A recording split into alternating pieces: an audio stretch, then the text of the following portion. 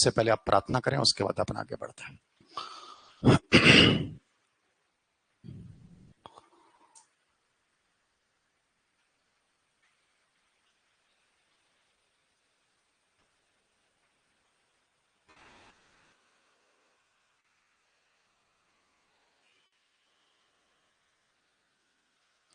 Okay, Krishna Janmashtami है आज और श्री कृष्ण पूरे भारत के इतिहास में वैसे भी बहुत लोकप्रिय व्यक्तित्व हैं।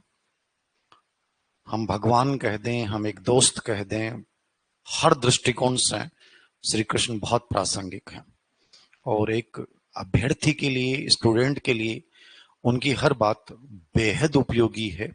यदि आप इस संघर्ष में रास्ते पे चलते हैं तो बहुत मोटिवेट करता है वो व्यक्तित्व, करते हैं वो। और मैं तो खैर आजकल बहुत दार्शनिक लेवल पे पहुंचने लग गया, तो मुझे मंदिर वंदिर में ज्यादा मुझे पसंद नहीं है, बट मैं मानता बहुत हूँ, विश्वास बहुत ज्यादा है। इनकी बातों पे बहुत सुकून देती हैं, इनकी बातें, इनकी हर चीज बहुत सुकून देती है। तो जिस चीज को मानो वो पूर्ण अस्तित्व के साथ मानो, उसके नाम पे चाहे आप आडंबर ना करें, पर जो चीज आपको लगती है उसको बहुत सुकून फील करें उन चीजों में। श्री कृष्ण भी वही हैं और स्पेशली आप लोगों के लिए बहुत बड़े सारथी हैं। जब कभी भी आपको कॉन्फ्लिक्ट लगे, कभी निराशा लगे, कभी नकारात्मकता आए, तो एक बार उनकी तरफ देखना। एक ऐसा व्यक्तित्व है जिसको हर जगह से उल्हाना मिली, हर जगह से, माता पिता भाई दोस्त सब लोगों ने ये कर दिया वो कर दिया, लेकिन फिर भी वो कभी परेशान नहीं हुए, हमेशा मुस्कुराते हुए आगे बढ़ गए। ये बहुत बड़ी ताकत देता है कि लाइफ पूरा स्ट्रगल है। जब एक ईश्वर की जिंदगी में इतना बड़ा स्ट्रगल हो सकता है, लेकिन उन्होंने उस चीज को स्ट्रगल माना नहीं, बहुत पॉजिटिव वे में लिया। और आप लोगों को भी इस पूरी सफर में, जब तक जिंदगी में बहुत अच्छा नहीं कर पाते हो, तब तक हमेशा पॉजिटिविटी, मुस्कुराते हुए इस संघर्ष को पार करना है। तो क्लास को अपन स्टार्ट करते हैं। आज अपन सेकंड पार्ट इसका पढ़ रहे हैं, संज्ञानवादी अधिगम सिद्धांत। ये बहुत इंपॉर्टेंट है, एक एक चीज को आराम से अपन समझेंगे। संज्ञानवादी अधिगम सिद्धांत।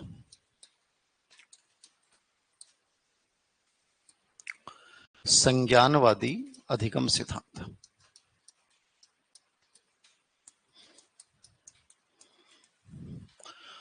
बहुत बेसिक सा पार्ट है ये। सबसे पहले कि संज्ञानवाद होता क्या है, संज्ञानवाद को समझना क्या है। कल हमने व्यवहारवाद पूरा पढ़ लिया है। लाइव क्लासेस वाले बच्चों के साथ शुरुआत में दिक्कत आई थी, वो उनका वीडियो अपलोड कर दिया जाएगा कल वाली क्लास का, तो आप परेशान होने की कहीं आवश्यकता नहीं है। और अगले वीक से जो क्लासें स्टार्ट होंगी उसमें कोशिश करेंगे कि वहां अपन बाहर वाले में करें, ताकि कहीं भी लाइव में भी दिक्कत नहीं आए और आप लोगों को भी कोई प्रॉब्लम नहीं आए।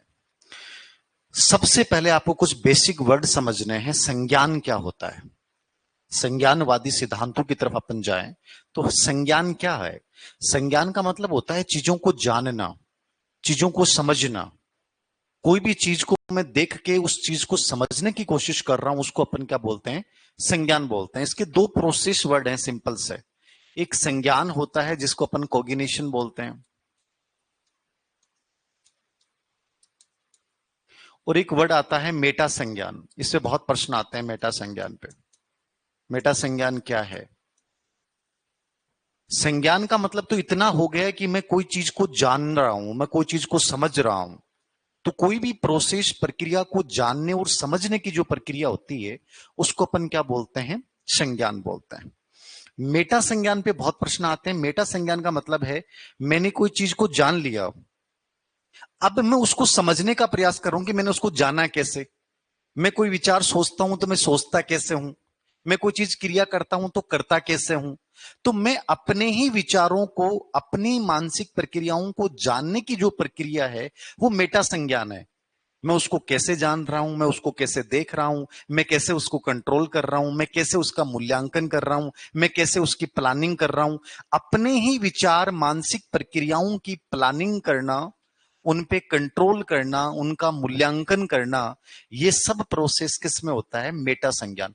तो ये स्पेशली जो सेंटर की भर्तियां होती हैं वहां पे बहुत प्रश्न आते हैं मेटा संज्ञान क्या है, मेटा संज्ञान में क्या शामिल होता है।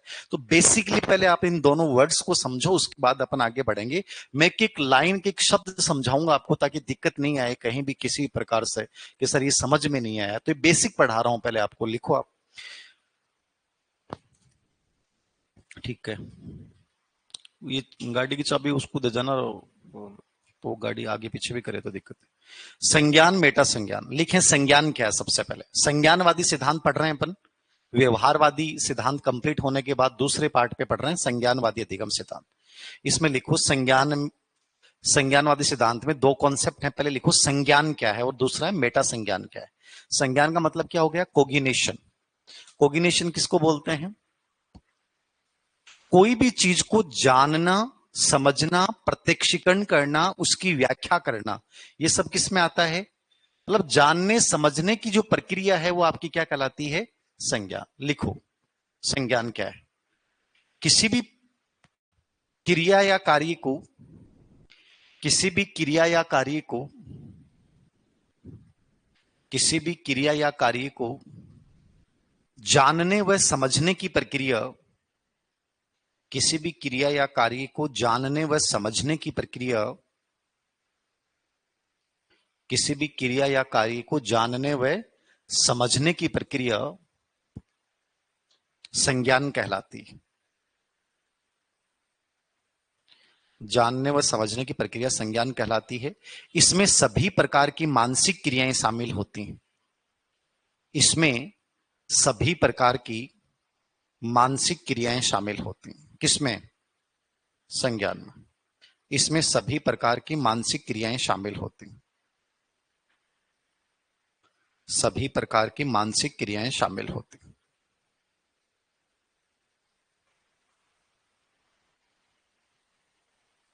यहां तक कोई डाउट है किसी को, पक्का नहीं है, समझ में आ गया। बहुत कॉमन वर्ड है बट एग्जाम में आते हैं। संज्ञान क्या है, कोई भी चीज को अपन देखते हैं, समझते हैं, प्रत्यक्षीकरण करते हैं, ये सब अपनी जो प्रोसेस, जितनी भी मानसिक क्रियाएं सब आएंगी वो किस में आती है, कोगिनेशन होता है।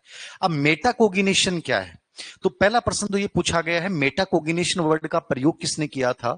तो मेटा कोगिनेशन वर्ड का जो प्रयोग किया था वो जॉन फलेवल ने किया था। किसने किया था, जॉन फलेवल। लिख लेना ही, मेटा कोगिनेशन शब्द का प्रयोग जॉन फलेवल द्वारा किया गया। मेटा कोगिनेशन शब्द का प्रयोग किसने किया है, जॉन फलेवल। याद रखना, मेटा कोगिनेशन शब्द का प्रयोग जॉन फलेवल द्वारा किया गया। मेटा कोगिनेशन शब्द का प्रयोग किसने किया है, जॉन फलेवल।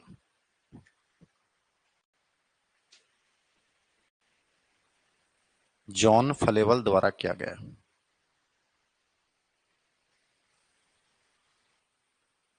कोई डाउट है किसी को, पक्का नहीं है, आगे बढ़े अपन। यहां तक समझ में आ गया। अब थोड़ा सा इसको जानना, मेटा संज्ञान क्या होता है। तो मेटा संज्ञान तो क्या है, जानने की प्रक्रिया। कोई भी चीज को जानने और समझने की प्रक्रिया तो क्या है, संज्ञान है। अब मैंने जिन चीजों को जाना समझा, वो कैसे जाना, कैसे समझा, मतलब मैं अपने ही मानसिक प्रक्रियाओं की जो समझ पैदा करूंगा उसको क्या है, मेटा संज्ञान। मैं कैसे समझता हूं, मैं कैसे सोचता हूं, मैं कैसे विचार करता हूं, मैं कैसे चिंतन करता हूं, ये पूरी प्रक्रियाएं किस में आ जाएंगी, मेटा कोग्निशन में। तो लिखना, अपनी स्वयं की मानसिक, अपनी स्वयं की मानसिक प्रक्रियाओं को समझने की प्रक्रिया, अपनी स्वयं की मानसिक प्रक्रियाओं को समझने की प्रक्रिया, अपनी स्वयं की मानसिक प्रक्रियाओं को समझने की प्रक्रिया, अपनी स्वयं की मानसिक प्रक्रियाओं को समझने की प्रक्रिया मेटा संज्ञान कहलाता है। अपनी स्वयं की मानसिक प्रक्रियाओं को समझने या जानने की प्रक्रिया मेटा संज्ञान। मतलब मैं चीजें कैसे विचार करता हूं, मैं चीजों को कैसे समझता हूं, मैं उनके बारे में एक इंसाइट कैसे डेवलप करता हूं, ये सब आपका मेटाकोग्निशन होता है।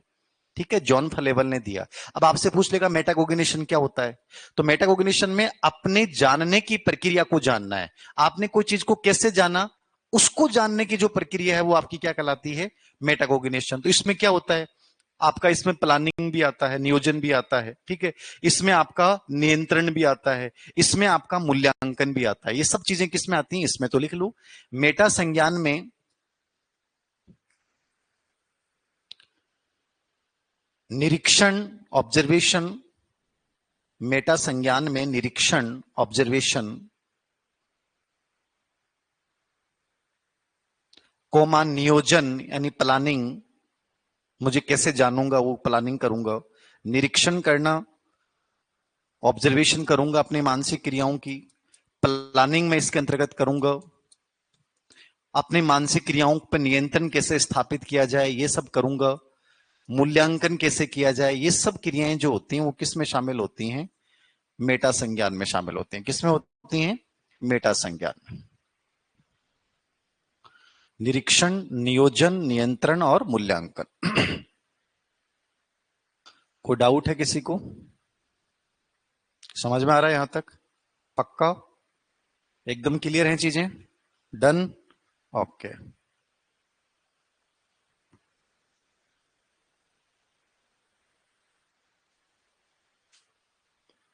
हो गया? Very good. निरीक्षण, नियोजन, नियंत्रण, मूल्यांकन, जॉन फ्लेवर ने अवधारणा दी थी किसकी? मेटा संज्ञान के। ओके, ये दो तो बेसिक पार्ट हो गया। अब मैं थोड़ा और अंदर लेके जाऊंगा। पेपर का लेवल क्या है कि आजकल साइकोलॉजी बहुत बदल रही है, मैं बार बार बोल रहा हूं। आपने एक साल पहले मनोविज्ञान पढ़ा वो अलग था, आज पढ़ रहे हो वो अलग है। अब मैं जो पढ़ा रहा हूं उससे और अलग है। पहले कभी इस पे प्रश्न नहीं आया, बट इस बार एक एग्जाम में एक प्रश्न आया, संज्ञानात्मक भार क्या होता है? ये आपको कोई गाइड में नहीं मिलेगा। अपनी जो लेटेस्ट किताब अपडेट होके आई है उन सब में मिल जाएगा आपको, बाकी कहीं नहीं मिलेगा। कोग्निटिव लोड थ्योरी, संज्ञानात्मक भार सिद्धांत, इस पे 2-3 प्रश्न आ गए पिछले 2-3 महीनों में। तो ये बदलता हुआ मनोविज्ञान का रूप है।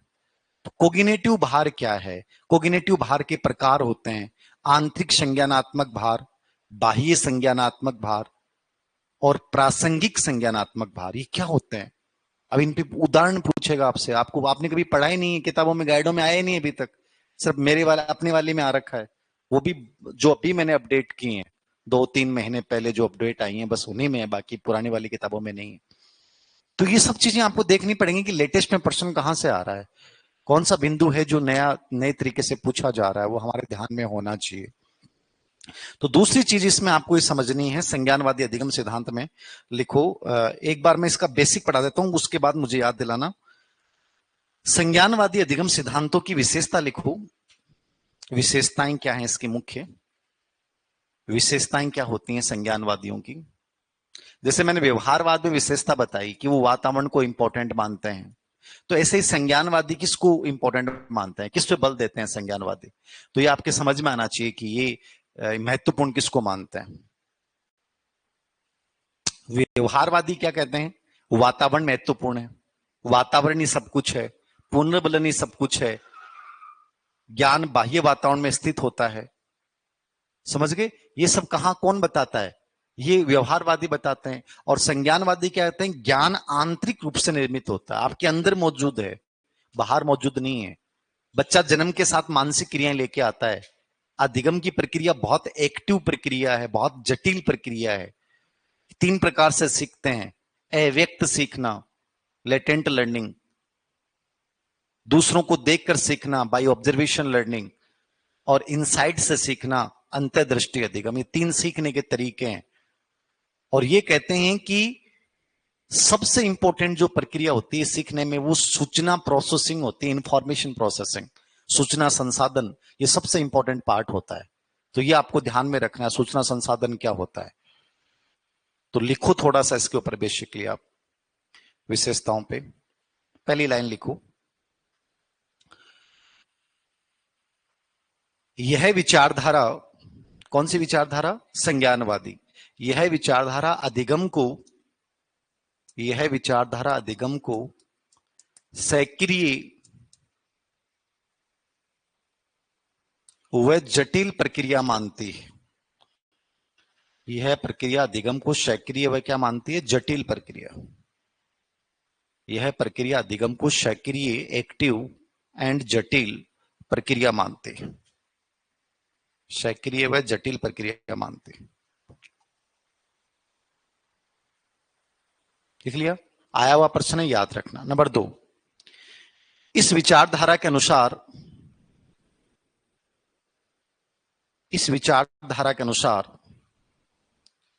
बालक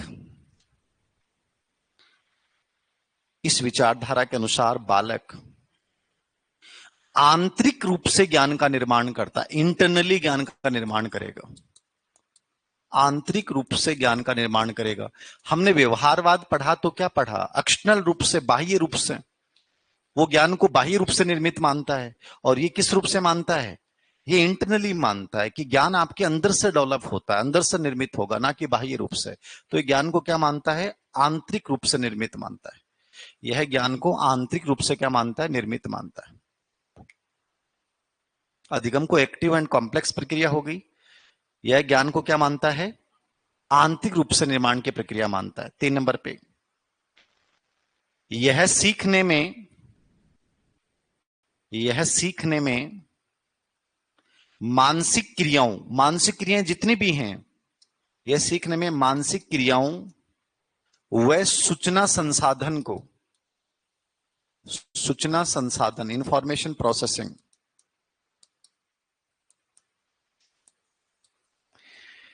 यह सिद्धांत सीखने में मानसिक क्रियाओं व सूचना संसाधन समझते हैं? अरे इंफॉर्मेशन प्रोसेसिंग क्या होता है?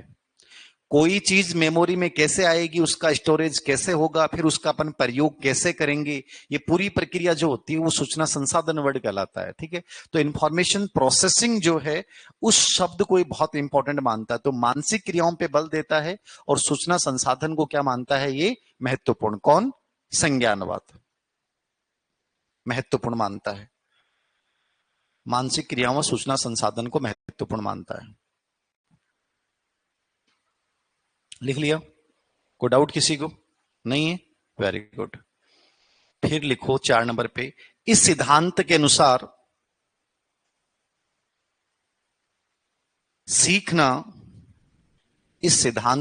सीखना मुख्य रूप से 3 प्रकार से होता है। अव्यक्त सीखना, अव्यक्त का मतलब होता है लेटेंट। ये मैं सिद्धांत पढ़ाऊंगा आपको लास्ट में, अभी समझ में नहीं आएगा अव्यक्त क्या होता है। लेटेंट लर्निंग, अव्यक्त सीखना, सूझ द्वारा सीखना, इनसाइट। सीखना 3 प्रकार से होता है, अव्यक्त यानी लेटेंट, सूझ द्वारा सीखना, और प्रेक्षण मतलब ऑब्जर्वेशन, दूसरों को देखकर। ये 3 इसके सिद्धांत भी हैं संज्ञानवाद के महत्वपूर्ण। इस विचारधारा के अनुसार सीखना 3 प्रकार से होता है। अव्यक्त मतलब लेटेंट ये मैं समझाऊंगा आगे, अभी आपके समझ में नहीं आएगा कि सर लेटेंट क्या है, बाद में समझ में आ जाएगा। अभी आपको ऐसा लगे ना कि कंफ्यूज हो रहा है सर, तो कोई दिक्कत नहीं है, ठीक है ना? ओके। अव्यक्त सीखना, सूझ द्वारा सीखना, प्रेक्षण बाई ऑब्जर्वेशन लर्निंग, ये तीनों आपकी 3 थ्योरीज हैं, और तीनों मैं समझाऊंगा बाद में, आगे सिद्धांत आएंगे, यहां केवल नाम लिख लो। ये 3 तरीके से सीखने को मानता है। अव्यक्त यानी गुप्त रूप से, इनसाइट अंतर्दृष्टि के माध्यम से, और प्रेक्षण मतलब ऑब्जर्वेशन के माध्यम से। ये 3 आगे थ्योरी भी आएंगी, वो डिटेल में मैं आगे समझाऊंगा। पूरा अधिगम पढ़ने के बाद आपको ये लगेगा कि हाँ सर सब कुछ समझ में आ गया। अभी तो आप केवल सीखो, समझो, पूरा पढ़ने पे ध्यान दो आप। ये होगी बात। नेक्स्ट लिखो, इस विचारधारा के अनुसार, अब देखो मैंने व्यवहारवाद पढ़ाया था आपको, तो वहां मैंने ब्लैक बॉक्स की बात की थी।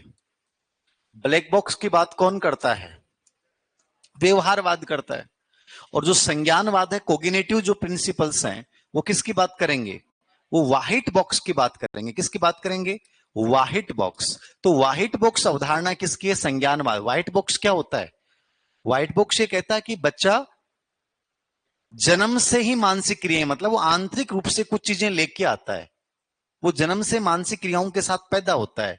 तो ये व्हाइट बॉक्स की अवधारणाएं मानती है कि बच्चा आंतरिक रूप से मानसिक क्रियाएं लेकर पैदा होता है, और ब्लैक बॉक्स माना था कि कोरा कागज है, कुछ नहीं लेके आता। ये फर्क है इन दोनों में। तो व्हाइट बॉक्स कौन देते हैं? संज्ञानवादी। यद्यपि इस पे प्रश्न आया नहीं है, जबकि इस पे आ गया, लेकिन अपने को दिमाग में रखना है कि क्या है, बहुत सारी चीजें ऐसी होती है जो नहीं आती, अब आ रही हैं, तो अपने को सब पढ़ना है। लिख लो, यह विचारधारा व्हाइट बॉक्स पे बल देती है, यह विचारधारा व्हाइट बॉक्स पे बल देती है, यह विचारधारा व्हाइट बॉक्स पे बल देती है, व्हाइट बॉक्स पे बल देती है। व्हाइट बॉक्स क्या होता है? हाँ, मतलब आप आंतरिक रूप से चीजों को लेकर पैदा होते हैं, आप केवल वातावरण से और बाहर से नहीं सीखते हैं, आप इंटरनली बहुत सारी चीजें लेके आते हो। इसको इसने व्हाइट बॉक्स बोला है, जो कि ब्लैक बॉक्स कहता है आप कुछ नहीं लेके आते हो। तो लिख लेना, व्हाइट बॉक्स क्या लिखा है, व्हाइट बॉक्स बल देती है जिसके अनुसार बालक जन्मजात रूप से, बालक जन्मजात रूप से, जन्मजात रूप से मानसिक क्रियाओं के साथ पैदा होता है, जन्मजात रूप से मानसिक क्रियाओं के साथ पैदा होता है, जन्मजात रूप से मानसिक क्रियाओं के साथ पैदा होता है। लिख लिया सभी ने? कोई डाउट है किसी को यहां तक? नहीं है, वेरी गुड। ये सब इसकी बेसिक चीजें होगी। ये किस पे प्रयोग पे बल देती है? व्यवहारवादी जितने भी होते हैं वो पशु प्रयोग पे बल देते हैं, कुत्ता, बिल्ली, गधा, सब पे प्रयोग किया उन्होंने। और जो संज्ञानवाद है उसमें अधिकतर प्रयोग जो होते हैं वो मनुष्य पे होते हैं, क्योंकि ये मनुष्य को बौद्धिक प्राणी मानता है, इसलिए जितने भी प्रयोग हुए हैं वो किस पे हुए हैं? मनुष्य पे। तो लिख लेना, इस विचारधारा में अधिकतर प्रयोग मनुष्य पे किए गए हैं, मानव पे किए गए। इस विचारधारा में अधिकतर प्रयोग किस पे किए गए हैं? मनुष्य पे या मानव पे किए गए, मनुष्य या मानव पे किए गए।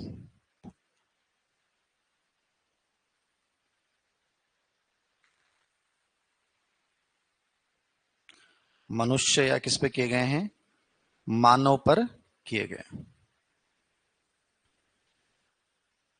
कोई डाउट है किसी को? क्लियर है? पक्का? डन? ओके।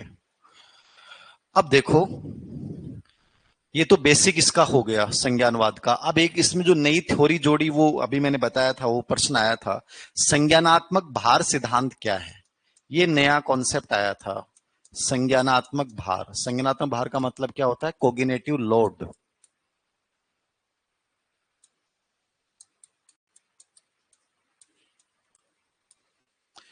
कोग्निटिव लोड क्या है, ये प्रश्न इस बार आया था। संज्ञानात्मक भार किसको बोलते हैं? तो संज्ञानात्मक भार का मतलब होता है कि जब तुम्हारी एक्टिव मेमोरी होती है, जब उसको कोई माध्यम से कोई चीज को सीख रहे हो, और जो आपकी कार्यकारी स्मृति है उसको जब कठिनाई महसूस होती है, उसको अपन क्या बोलते हैं? संज्ञानात्मक भार। भाई चीजों को जो ग्रहण कर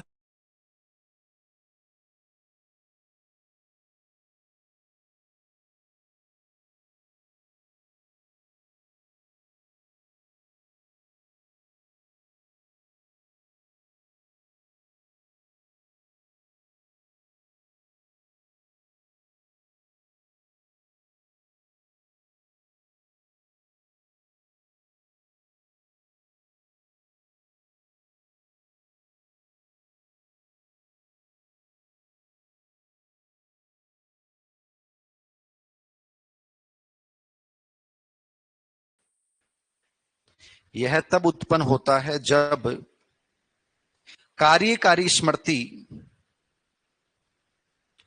कार्यकारी स्मृति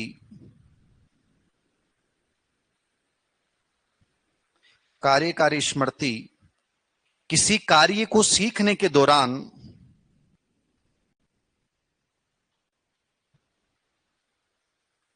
कठिनाई महसूस करती है।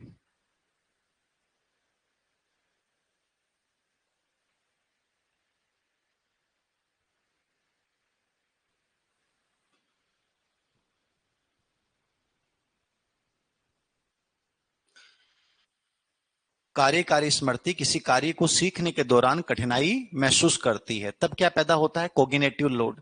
अब पर्सन यहां से एग्जाम्पल पूछेगा आपसे कि कोग्निटिव लोड 3 प्रकार का होता है। कितने प्रकार का होता है? 3 प्रकार का। एक होता है आंतरिक, इंटरनल, एक होता है बाह्य, एक्सटर्नल, और एक वर्ड मैंने और बोला, प्रासंगिक।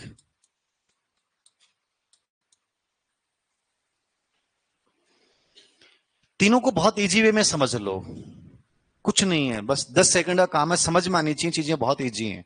आंतरिक कोग्निटिव लोड क्या होता है, एक्सटर्नल क्या होता है, और प्रासंगिक क्या होता है। आंतरिक का मतलब वो है जब आप कोई चीज सीख रहे हो और आपको उसका नॉलेज नहीं है, ज्ञान नहीं है, तो आप में क्या पैदा होगा? आंतरिक संज्ञानात्मक भार।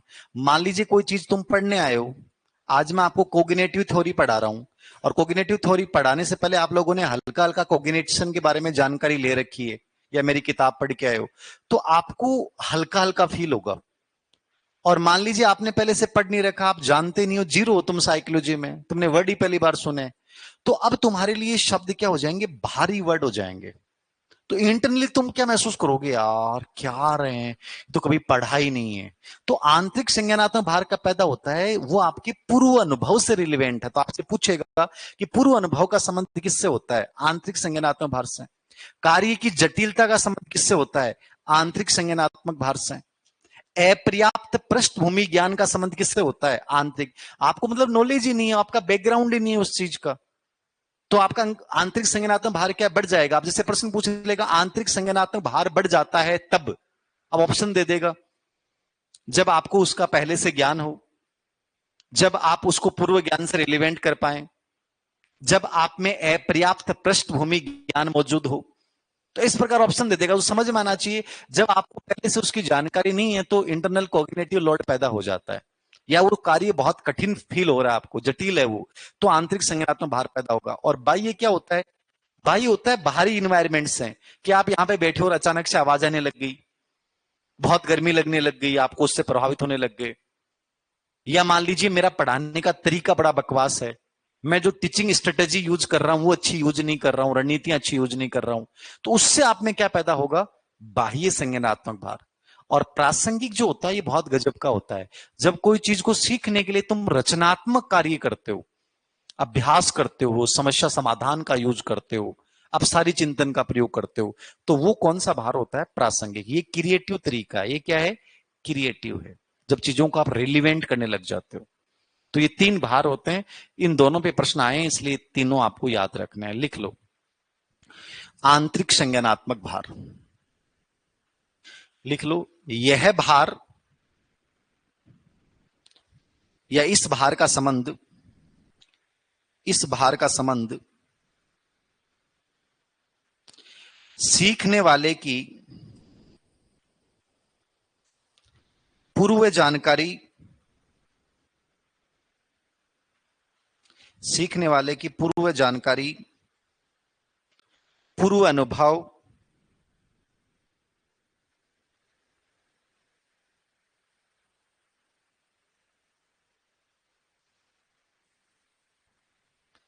पूर्व जानकारी, पूर्व अनुभव, कोमा कार्य की जटिलता, पूर्व जानकारी, पूर्व अनुभव, कार्य की जटिलता, तथा अपर्याप्त, अपर्याप्त पृष्ठभूमि संबंधी ज्ञान, अपर्याप्त पृष्ठभूमि संबंधी ज्ञान, अपर्याप्त पृष्ठभूमि संबंधी ज्ञान के कारण उत्पन्न होता है। अपर्याप्त पृष्ठभूमि संबंधी ज्ञान के कारण उत्पन्न होता है।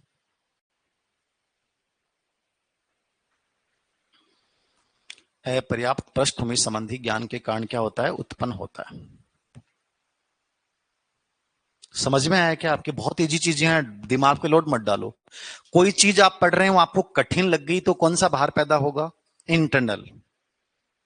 आप कोई चीज पढ़ रहे हो और आपको उसका पूर्व ज्ञान नहीं है, तो कौन सा भार उत्पन्न होगा? इंटरनल। आपको उसका कोई बैकग्राउंड ही नहीं है उस चीज का, तो कौन सा भार पैदा होगा? इंटरनल। समझ गए? तो आपसे प्रश्न कैसे भी घुमा फिरा के पूछ सकता है, आपको ये समझना चाहिए आंतरिक संज्ञानात्मक भार का संबंध किससे है? आपके पूर्व नॉलेज से है, आपके बैकग्राउंड से है, वो कार्य की कठिनाई से है। इससे जिसका संबंध होता है वो इंटरनल होता है। बाह्य संज्ञानात्मक भार का संबंध किससे है?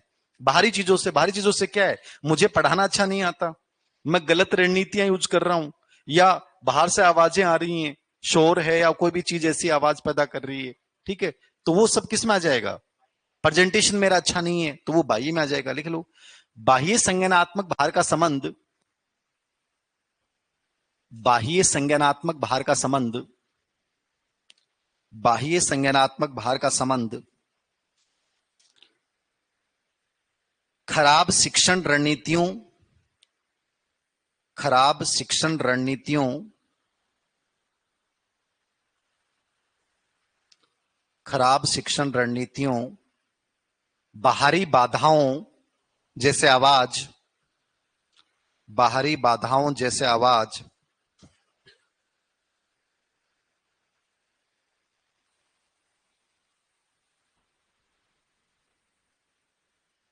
आवाज, गलत प्रस्तुतिकरण से होता है, गलत प्रस्तुतिकरण से होता है, गलत प्रस्तुतिकरण से होता है। ये दोनों पे प्रश्न आए हुए हैं तो ये आपके समझ में आने चाहिए। इसमें कोई डाउट हो तो आप पूछ सकते हैं। इंटरनली आपसे रिलेवेंट है, बाहरी टीचर से हैं, वातावरण से रिलेवेंट चीजें हैं, वो सब किस में आ जाएगा? बाहर ही आ जाएगा। समझ रहे हो? जैसे कल मान लीजिए अपनी लाइव क्लास शुरुआत वाली 5-7 मिनट की नहीं चली, तो वो बाहरी बाधा होगी कि यार सर क्या कर रहे हो आप, समझ रहे हो? तो ये बाहरी होगी। लेकिन जब आपकी कोई चीज समझ में नहीं है, आपके लिए नई चीज है, तो वो आपसे रिलेवेंट है, वो इंटरनल है, आपकी रुचि से रिलेवेंट है, आपके ज्ञान से रिलेवेंट है। और प्रासंगिक जो होता है इसको बहुत रचनात्मक भार कहा जाता है। क्या कहा जाता है इसको? रचनात्मक भार। क्यों रचनात्मक भार कहा जाता है? मतलब इसमें अपन क्या करते हैं, सीखने की प्रक्रिया को गहरा बनाते हैं। मतलब गहरा मतलब समझ रहे हो, डीपली चीजों को समझना है, दीर्घकालिक बनाना है कि हम कभी भूलेंगे नहीं, इस प्रकार से पढ़ना है। तो इस प्रकार से पढ़ना, तो इसमें अपन क्या करेंगे? अभ्यास करेंगे, चीजों का विश्लेषण करेंगे, प्रॉब्लम सॉल्यूशन करेंगे। तो ये बहुत क्रिएटिव भार होता है, याद रखना प्रासंगिक। तो लिख लो, इसके अंतर्गत विषय वस्तु को गहरा, इसके अंतर्गत सीखने की प्रक्रिया को, इसके अंतर्गत सीखने की प्रक्रिया को गहरा तथा दीर्घकालिक बनाया जाता है। सीखने की प्रक्रिया को गहरा तथा दीर्घकालिक बनाया जाता है। गहरा तथा दीर्घकालिक बनाया जाता है। गहरा तथा दीर्घकालिक बनाया जाता है।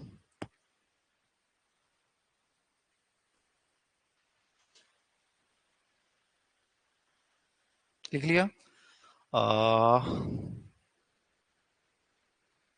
जैसे विश्लेषण करना, अभ्यास करना, समस्या समाधान करना, विश्लेषण करना, अभ्यास करना, समस्या समाधान करना, विश्लेषण करना, अभ्यास करना, समस्या समाधान करना,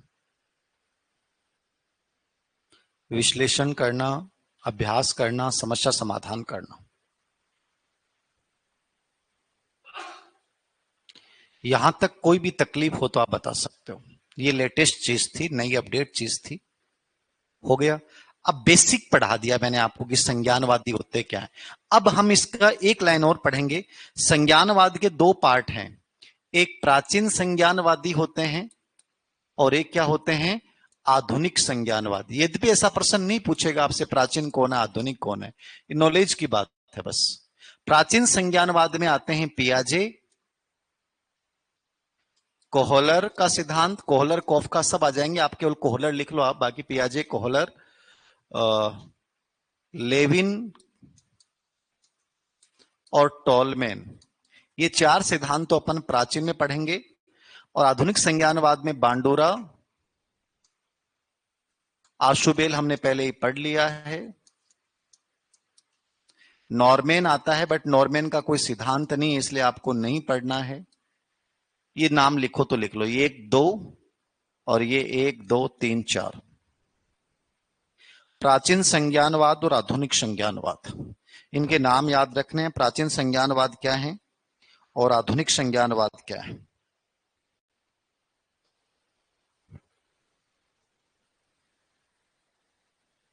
ठीक है, ये तीनों प्रकार समझ में नहीं आए क्या आपके? ये एक बच्चे ने कहा कि सर समझ में नहीं आया, अन्नू कह रही है। आपके समझ में आ गए क्या? अन्नू के नहीं है, आपके तो आ गए ना। Very good. आंतरिक का मतलब आपसे होता है। मेरे को चीज समझ में नहीं आ रही, वो इंटरनल कोग्निटिव भार है। मैं उसको जान नहीं पा रहा, समझ नहीं पा रहा, या मुझे उसका कोई भी ज्ञान नहीं है, तो इंटरनल होता है। बाह्य होता है टीचर से रिलेवेंट, वातावरण से रिलेवेंट, और प्रासंगिक क्या होता है? आप क्रिएटिव है वो, उसमें तो अपन चीजों को क्या करते हैं, पॉजिटिव बनाते हैं, उसको गहरा बनाना है, उसको कभी भूलना नहीं है, इस प्रकार से सीखना है जब कोई चीज को, तो प्रासंगिक हो जाता है। प्राचीन संज्ञानवाद, आधुनिक संज्ञानवाद। प्राचीन में ये चार लोग आएंगे, आपको ये रटना नहीं है ना समझना है, अपने आप में पढ़ाऊंगा, याद हो जाएंगे। आज तक कोई प्रश्न पूछा भी नहीं है प्राचीन कौन होते हैं, आधुनिक कौन होते हैं। प्राचीन में पियाजे, कोहलर, लेविन और टॉलमैन आते हैं। आधुनिक संज्ञानवाद में बांडुरा, आशुबेल और नॉर्मैन आते हैं। सबसे पहले अपन क्या पढ़ेंगे? प्राचीन। और अभी अपन जो प्राचीन में पढ़ रहे हैं वो पढ़ रहे हैं पियाजे। पियाजे बहुत बड़ा है, वो आज भी कंप्लीट नहीं होगा, इतना इंपॉर्टेंट है, क्योंकि जीन पियाजे 3 टॉपिक में आता है।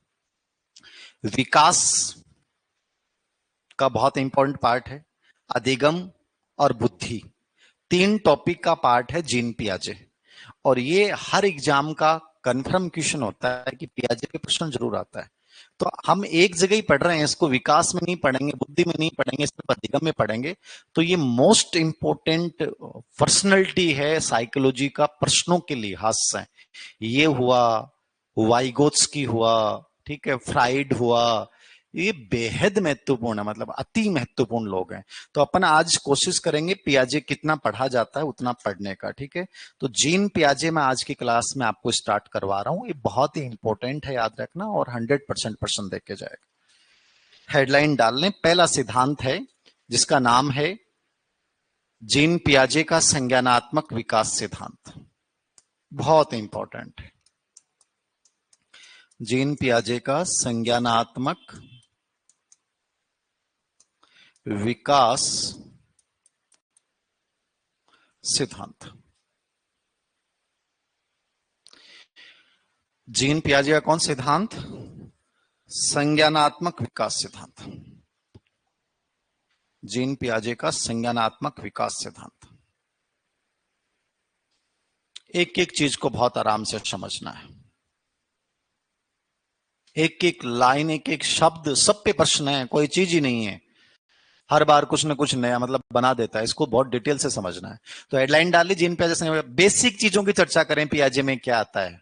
तो बेसिक में आजकल, पहले शुरुआत में बहुत प्रश्न आते थे, किताबों के नाम, प्रयोग किस पे किया, सिद्धांत का नाम, संज्ञानवाद का पिता किसे कहा जाता है, पियाजे को कहा जाता है, संज्ञानात्मक विकास का व्यवस्थित अध्ययन सबसे पहले किसने किया, पियाजे ने किया।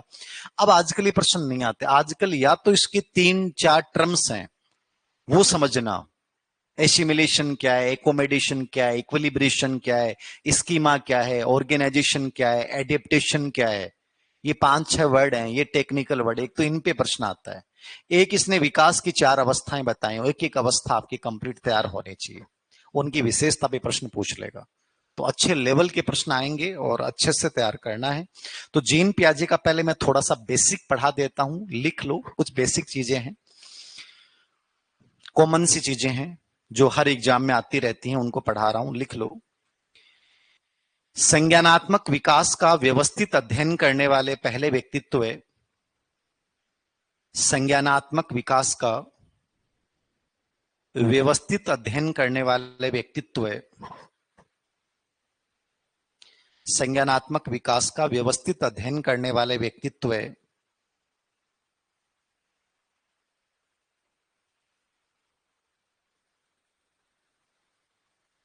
करने वाले व्यक्तित्व है, लिख लिया, करने वाले व्यक्तित्व है जिन्हें संज्ञानात्मक विकास का पिता कहा जाता है, जिन्हें संज्ञानात्मक विकास का पिता कहा जाता है।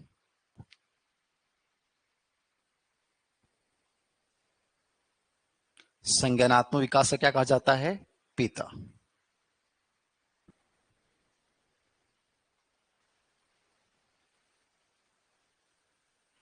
लिख लिया? कोई डाउट किसी बच्चे को? पक्का नहीं है? बहुत बढ़िया बच्चे हो आप। दोनों एग्जाम में आ गए प्रश्न। व्यवस्थित अध्ययन करने वाले पियाजे, ये भी एग्जाम में आ गया। पिता किसे कहा जाता है, ये भी आ गया। नंबर 2 पे लिखते जाओ, मतलब ऐसे एक एक लाइन। पियाजे ने अपने 3 बच्चों पे प्रयोग किया। लॉरेंट, जरूरी नहीं है कि आप याद रखें, ल्यूशिन और जैकलिन। ये इनके, एक लड़का है, 2 लड़कियां हैं। नहीं पूछेगा आपसे किस पे किया, बट फिर भी मैं चाहता नहीं कि कोई चीज छूट जाए। इसने लॉरेंट, ल्यूशिन और जैकलिन, इन तीनों पे क्या किया है, प्रयोग किया है। लॉरेंट, ल्यूशिन और जैकलिन पे क्या किया है, प्रयोग। किसने किया है? पियाजे ने। कोई डाउट है पियाजे को लेकर? नहीं है? Very good. मतलब ये बहुत साइंटिफिक आदमी था। इसने किसी दूसरे के बच्चे पे प्रयोग नहीं किया, खुद के बच्चे पे प्रयोग किया। और प्रयोग करके इसने बताया कि कॉग्निटिव डेवलपमेंट तो समझ रहे हो ना, मानसिक विकास, कि हम सोचते कैसे हैं, कौन कौन सी मानसिक क्रियाएं करेगा। 1 साल का बच्चा क्या करेगा, 2 साल का क्या करेगा, 3 साल का क्या करेगा, 4 साल का क्या करेगा, 5 साल का क्या करेगा। मतलब एक एक चीज समझाई है इसने, कि हर बच्चा हर स्टेज से जैसे गुजरता है किशोर अवस्था तक। ये कहता है कोग्निटिव डेवलपमेंट आपका केवल किशोर अवस्था तक होगा। तो किशोर अवस्था तक बच्चा वो चीजें कैसे सीखेगा, कैसे करेगा, एक एक चीज बताइए बहुत गजब तरीके से। इसलिए इसने मनोविज्ञान को बहुत ज्यादा प्रभावित किया है। ये स्विट्जरलैंड का रहने वाला जीव विज्ञानी था। ये कहां का था? स्विट्जरलैंड के। ये नहीं पूछेगा, बट फिर भी लिखना चाहो तो लिख लेना। ये स्विट्जरलैंड के रहने वाले थे और जीव विज्ञानी था। जीव विज्ञानी था, स्विट्जरलैंड का रहने वाला था। इसकी बहुत सारी किताबें हैं, लेकिन आप चाहो तो आप किताबों के नाम मत याद करो। एक बार केवल सीटेट के एग्जाम में किताबों के नाम आए थे, बाकी कभी नाम नहीं आए। तो आप लिखो तो लिख लो, वरना छोड़ दो, ठीक है। किताबों में 2 किताबों के नाम आए हुए हैं, कौन कौन से? एक तो child conception of the world, child conception of the world. Hindi में लिख लो संसार पर बच्चों के विचार, child conception of the world, बच्चों के विचार। Child conception of the world, ये किताब सीटेट में आई हुई है। अभी आपने राजस्थान में कहीं कोई एग्जाम में नहीं पूछा है, फिर भी देखो तो child conception of the world, संसार पर बच्चों के विचार। किसने लिखी है किताब? जीन पियाजे ने लिखी है। संसार पर बच्चों के क्या विचार हैं, child conception of the world. एक किताब इसकी आई हुई है, language and thought of the child, language and thought of child.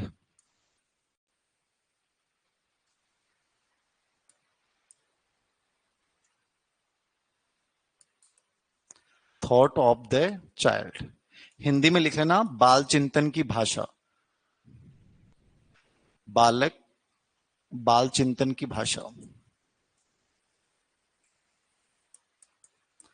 ये हिंदी में इसका नाम था, language and thought of the child, language and thought of the child, language and thought of the child. किसकी किताब है ये? जीन पे। ये 2 किताबें तो सीटेट में आई हुई हैं, बाल चिंतन की भाषा और संसार पे बच्चों के विचार। इसके अलावा इसने 2-4 किताबें और भी लिखी हैं, लेकिन सब याद करना पॉसिबल भी नहीं है। और क्या क्या पढ़ोगे, जैसे इन्होंने लिखा है साइकोलॉजी ऑफ चाइल्ड, ये किताब भी इन्होंने लिखी है। Intelligence of child, intelligence of child. तो जिन बच्चों को बहुत गहराई तक पढ़ना है वो देख सकते हैं, बाकी छोड़ दो आप। 2 किताबें याद रखना, child conception of the world, संसार पे बच्चों के विचार, language and thought of the child. इसके अलावा साइकोलॉजी ऑफ चाइल्ड किताब भी इन्होंने लिखी है। चाइल्ड ये इंटेलिजेंस ऑफ साइकोलॉजी, ये किताब भी इन्होंने लिखी है। Intelligence of psychology, psychology of child, छोड़ देना इनको। किताब वाला पार्ट आप छोड़ सकते हैं, कोई विशेष नहीं है। अब देखो, मैंने 2 बेसिक बिंदु लिखा दिए आपने। अब और इसके कुछ बेसिक चीजें करवाऊंगा। पहले मैं जितने भी इसके क्वेश्चंस आए हैं बेसिक पर्सन, वो पहले लिखा रहा हूं स्टेटमेंट के रूप में, मान लो कैसे भी मान लो, फिर अपन इसके कॉन्सेप्ट्स पे चलेंगे। तो आप लिखते जाएं इसकी जो बेसिक चीजें हैं। अगली चीज लिखेंगे, पियाजे क्या कहता है कि जो संज्ञानात्मक विकास होता है, संज्ञानात्मक विकास मतलब मानसिक विकास, कोग्निटिव डेवलपमेंट, तो संज्ञानात्मक विकास जो होता है इसको ये कहता है असतत होता है। समझ रहे हो, ये कंटिन्यूअस नहीं होता है, इंपॉर्टेंट चीज है ये। वाइगोत्स की जेरोम ब्रूनर ये कहते हैं संज्ञानात्मक विकास क्या होता है, सतत होता है। और वाई ये आपका जीन पियाजे क्या कह रहा है, असतत होता है। असतत मतलब ये निर्धारित समय तक होगा, रेगुलर लगातार नहीं चलेगा। तो ये आया हुआ प्रश्न है कि किस विचारक के अनुसार संज्ञानात्मक विकास सतत नहीं होता है, असतत होता है। मतलब एक निर्धारित समय तक, किशोर अवस्था के बाद कोग्निटिव डेवलपमेंट नहीं होगा। इसको इसने क्या नाम दिया है, तो ये वर्ड याद रखना है। अनकंटिन्यूअस क्या हो गया, अनकंटिन्यूअस का कॉन्सेप्ट क्या है, तो ये कहता है निर्धारित समय तक होता है, उसके बाद नहीं होता। जबकि वाइगोत्स्की और ब्रोनर को जब अपन पढ़ेंगे तो वो कहते हैं लगातार होता। तो पहली चीज। नंबर 2, फिर कहता है ये जो संज्ञानात्मक विकास है ये आरोही होगा या अवरोही होगा, आरोही होगा, मतलब बढ़ते हुए क्रम में होगा, ठीक है ना। अब इसके ऊपर 3 प्रश्न आ गए। आरोही होता है, ठीक है, ये ऑप्शन आ गया। निम्न से उच्चतर की ओर होता है, निम्न से उच्चतर की ओर होता है। और एक वर्ड आ गया गतिवर्धन। ये तीनों वर्ड एग्जाम में आए हुए हैं, समझ रहे हो आप। तीनों का बात एक ही है। असेंडिंग का मतलब क्या होता है, क्या होगा असेंडिंग का मतलब, नीचे से ऊपर की ओर बढ़ रहा है। ये कहता है शुरुआत में बच्चे में मानसिक क्रियाएं कम होती हैं, जानता ही नहीं है। हम पढ़ेंगे जब अवस्था के अकॉर्डिंग, फिर जैसे 2 साल का होगा तो अलग होगा, 3 साल का अलग, 5 साल, किशोर अवस्था में हो तो वो एकदम मेंटली बहुत प्रखर हो जाता है वो। तो उसका मानसिक विकास क्या हो रहा है, निम्न से उच्चतर की ओर हो रहा है। अब इस पे प्रश्न, रीट में एक प्रश्न आ गया था, उसमें डायग्राम बना के पूछ लिया कि इनमें से सही डायग्राम कौन सा है। ऐसे बना दिए, एक ये बना दिया, एक ये बना दिया, एक ऐसे बना दिया, ठीक है, एक ऐसे बना दिया, एक ऐसे बना दिया। तो ये वो आंसर हो जाएगा कि ये नीचे से ऊपर क्यों लगातार। इस प्रकार के प्रश्न भी आजकल क्रिएटिविटी वाले प्रश्न पूछने लग गए। हाई लेवल के प्रश्न आजकल इसको बोलते हैं।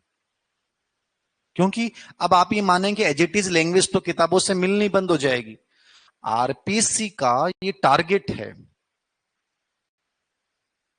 कि कोचिंग इंडस्ट्री को बर्बाद किया जाए। तो कोचिंग इंडस्ट्री बर्बाद कैसे हो सकती है, तो वो जो एक निर्धारित विषय वस्तु पढ़ा रहे हैं उसमें से प्रश्न नहीं आए, तो ये क्या कर रहे हैं, भाषा चेंज कर रहे हैं। अब पॉलिटी के सब लेक्चर्स फेल हो गए। पॉलिटी दुनिया के किसी विद्वान से पढ़ लो, आपका प्रश्न नहीं आएंगे। अब उन्होंने बता दिया कि पॉलिटी खुद पढ़नी पड़ेगी, माइंड एनालिटिकली पढ़ना शुरू करो, ये तय कर दिया उन्होंने। तो धीरे धीरे चीजें ये लेके आ रहे हैं कि आप अपनी समझ डेवलप करो। अब साइकोलॉजी क्या है, साइकोलॉजी में यद्यपि आरपीसी के अभी तक जो भी पेपर हुए हैं उनमें एक भी प्रश्न अपने से बाहर नहीं आया है, एक भी नहीं आया अभी तक तो। लेकिन मैं आपको फिर भी सचेत करूंगा कि आप क्लास लेने आए हो तो समझना इसको, समझोगे नहीं तो प्रॉब्लम 100% हो जाएगी। मान लो आरपीएससी ने पूरी भाषा चेंज करके प्रश्नों को बना दे, प्रश्न तो पियाजे से आएंगे, फिक्स है। प्रश्न तो वाइगोत्स्की से आएगा, फिक्स है। प्रश्न तो व्यक्तित्व की प्रक्षेपी विधि से आएगा, फिक्स है। प्रश्न तो समायोजन की रक्षा युक्ति से प्रश्न आएगा, फिक्स है। आपका कॉन्सेप्ट क्लियर है तो भाषा कितनी भी चेंज हो जाए दिक्कत नहीं है। लेकिन जो एज इट इज प्रश्न आते थे वो नहीं आएंगे। तो आप ये बनाओ कि मैं क्लास में बैठा हूं तो समझना, रटना, ये नोट्स के चक्कर में मत रहना। मैं कई बार ऑनलाइन वाले बच्चों को कहता हूं, ये बेवकूफ की तरह व्यवहार करते हैं। गुरुजी नोट्स की पीडीएफ डाल दो, गुरुजी डाउनलोड को ऑप्शन दे दो, गुरुजी और कोई नोट्स हैं तो दे दो। अरे नोट्स के चक्कर में मत रिया करो, ये पढ़ने को नहीं बड़ा। मैं जब पढ़ा रहे हूँ जी टाइम पर आदमी ने एकदम जोन में होना चाहिए, आनंद आ रहे हो सर। श्री कृष्ण की बांसुरी बजती है वैसे पढ़ने को मजा लो।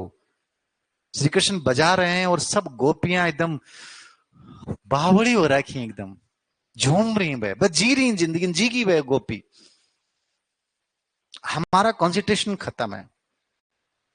ऑनलाइन में अभी एक कमेंट लिखेगा, शिल्पा ने कमेंट लिखा, तो जो राजकुमार है वो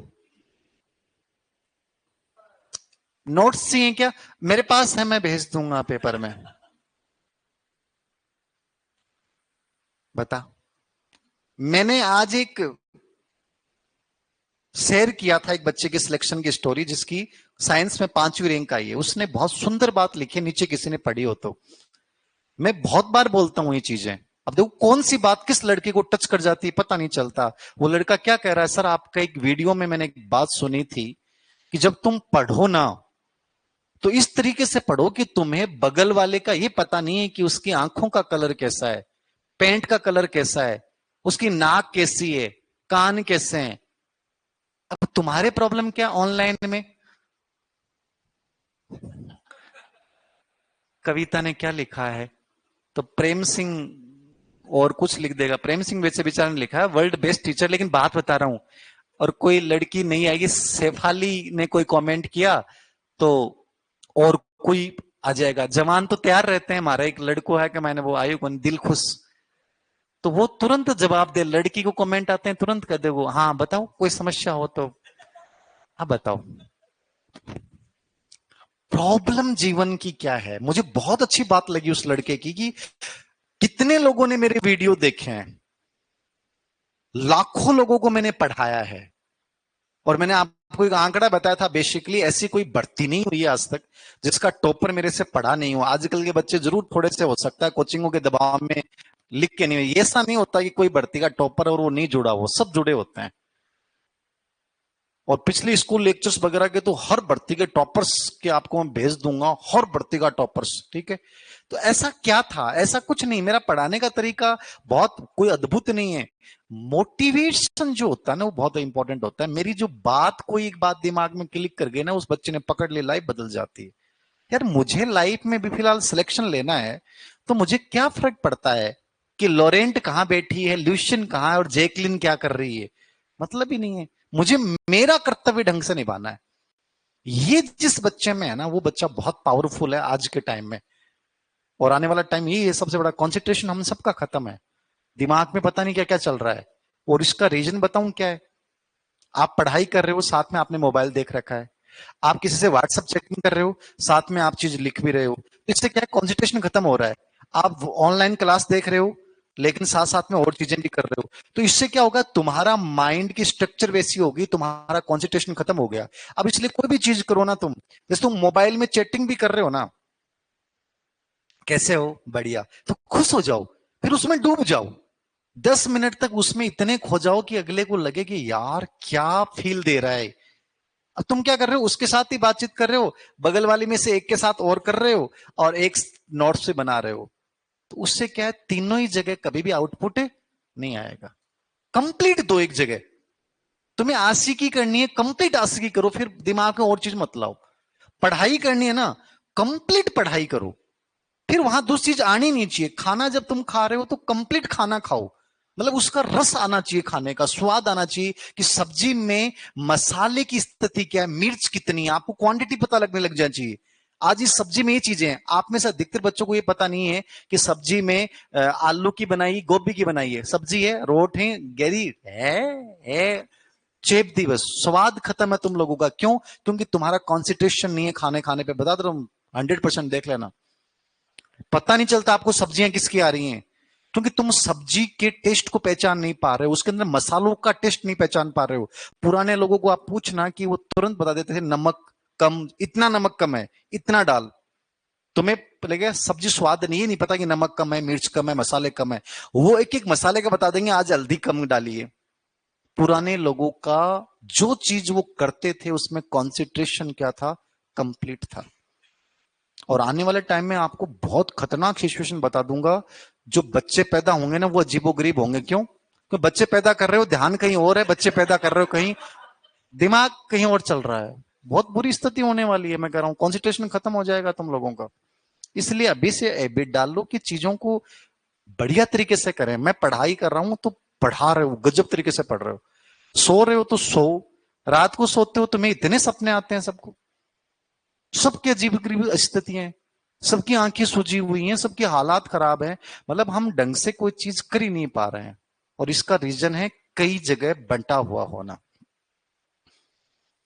और कोग्निटिव चीजें तो यदि आप एक जगह दो जगह ध्यान दे रहे हो तो कोग्निशन तो समझ में नहीं आ सकता। ये तो ये कह रहा है कि सेंट्रलाइजेशन, केंद्रीकरण, मतलब आप एक जगह पूरा केंद्रित करो, अपना अटेंशन गजब का होना चाहिए, वरना चीजें समझ में नहीं आएंगी। तो गतिवर्धन, आरोही और निम्न से उच्चतर, तीनों वर्ड का मतलब क्या है, एक ही है, निम्न से उच्चतर। नेक्स्ट लिखो, हर लाइन में प्रश्न याद रखना। चौथा चीज पूछता है संज्ञानात्मक जो विकास होता है, ये शुरुआती लाइन आप लिखते जाना।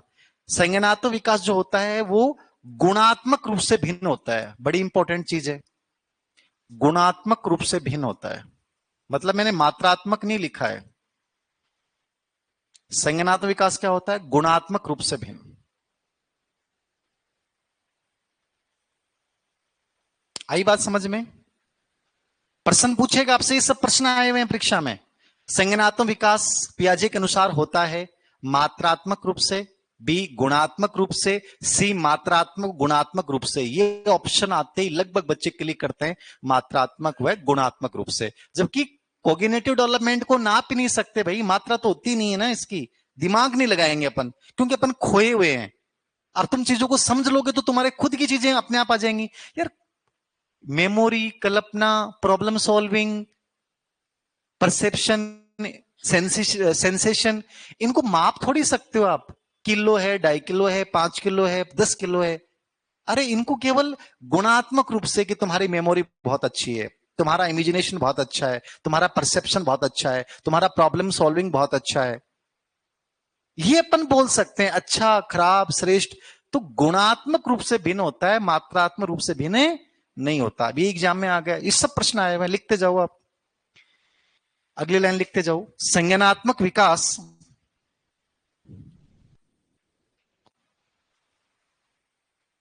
आंतरिक रूप से होता है। कैसे होता है? बाह्य रूप से नहीं होता है। ये क्या कहता है? इंटरनली होता है। संज्ञानात्मक विकास आंतरिक रूप से होता है। संज्ञानात्मक विकास क्या होता है? आंतरिक रूप से। हो गया, वेरी गुड। नेक्स्ट, एक एक लाइन लिखते जाओ, सब इंपॉर्टेंट है। संज्ञानात्मक विकास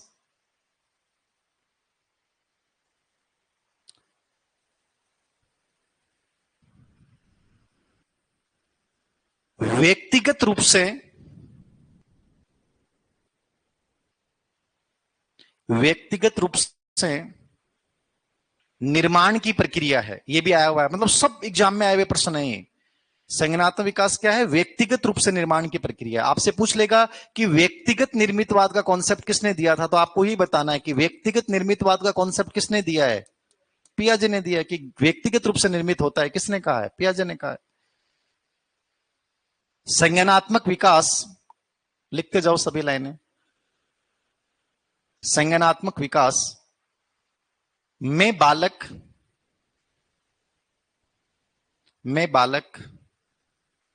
वातावरण के साथ संबंध बनाते हुए, संज्ञानात्मक विकास में बालक वातावरण के साथ संबंध बनाते हुए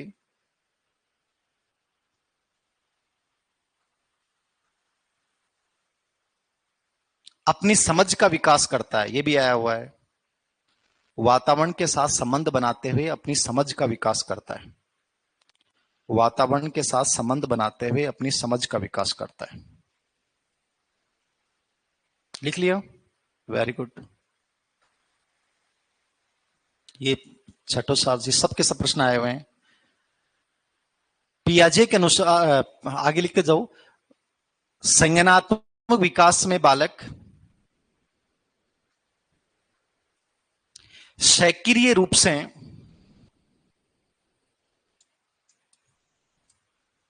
सक्रिय रूप से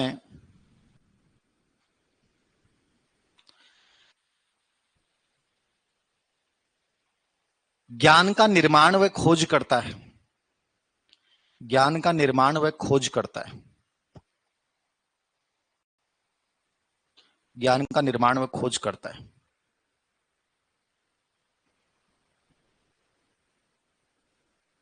और एक लाइन और लिख लो। संज्ञानात्मक विकास में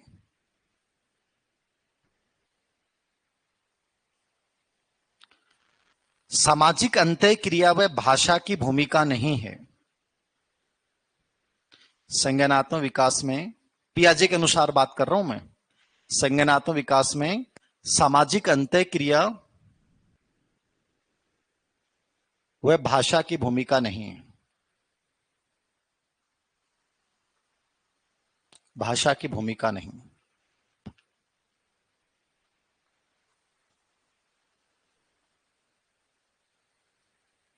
नहीं है। मतलब ये भाषा को और सामाजिक अंतःक्रिया को महत्व नहीं मानता, जबकि जो वाइगोट्स की पढ़ाऊंगा तो वो क्या मानता है, इनको बहुत इंपॉर्टेंट। यहां तक समझ में आगे चीजें, क्या करें। गुणात्मक रूप से भिन्न बताया ना, कि मैंने कहा कि आप ये नहीं कह सकते कि इसमें मानसिक क्रिया मेमोरी 1 किलो उससे ज्यादा है, 50 ग्राम ज्यादा है, 100 ग्राम ज्यादा है। मात्रात्मक रूप से नहीं बता सकते। आप ये कह सकते हो कि रवि जो है वो शिल्पा से मानसिक क्रिया में श्रेष्ठ है, वो समस्या समाधान में अच्छा है, ऐसे बोल सकते हो, तो वो गुणात्मक हो गया। मात्रात्मक रूप से नाप नहीं सकते कि इसमें मानसिक क्रिया इतने किलोग्राम है, इतने वाट की है, ये नहीं बता सकते। फिर लिखो, पियाजे बुद्धि को अर्जित योग्यता मानते हुए, पियाजे बुद्धि को अर्जित योग्यता मानते हुए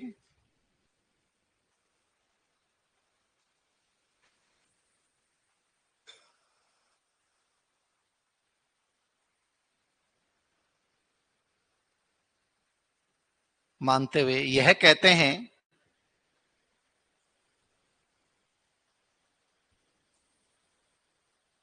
कि संज्ञानात्मक विकास 3 कारकों से प्रभावित होता है।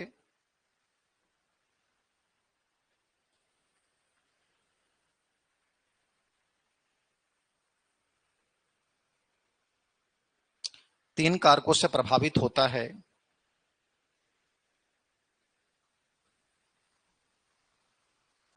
तीन कारकों से क्या होता है, प्रभावित होता है। यद्यपि मुख्य रूप से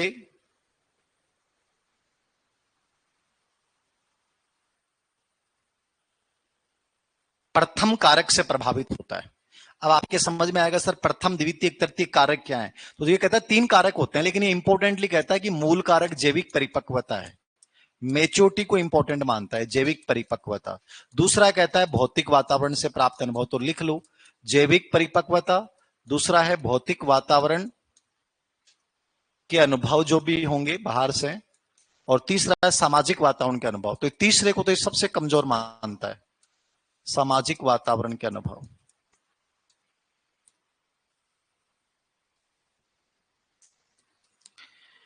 जीन पियाजे कहता है कि संज्ञानात्मक विकास जो है उसमें 3 कारक योगदान देते हैं, लेकिन मुख्य रूप से पहला देता है जैविक परिपक्वता, बायोलॉजिकल मैच्योरिटी, भौतिक वातावरण से प्राप्त अनुभव, और तीसरा क्या है, सामाजिक वातावरण से प्राप्त अनुभव। जैविक परिपक्वता, भौतिक वातावरण से प्राप्त अनुभव, और तीसरा क्या है, सामाजिक वातावरण से प्राप्त अनुभव।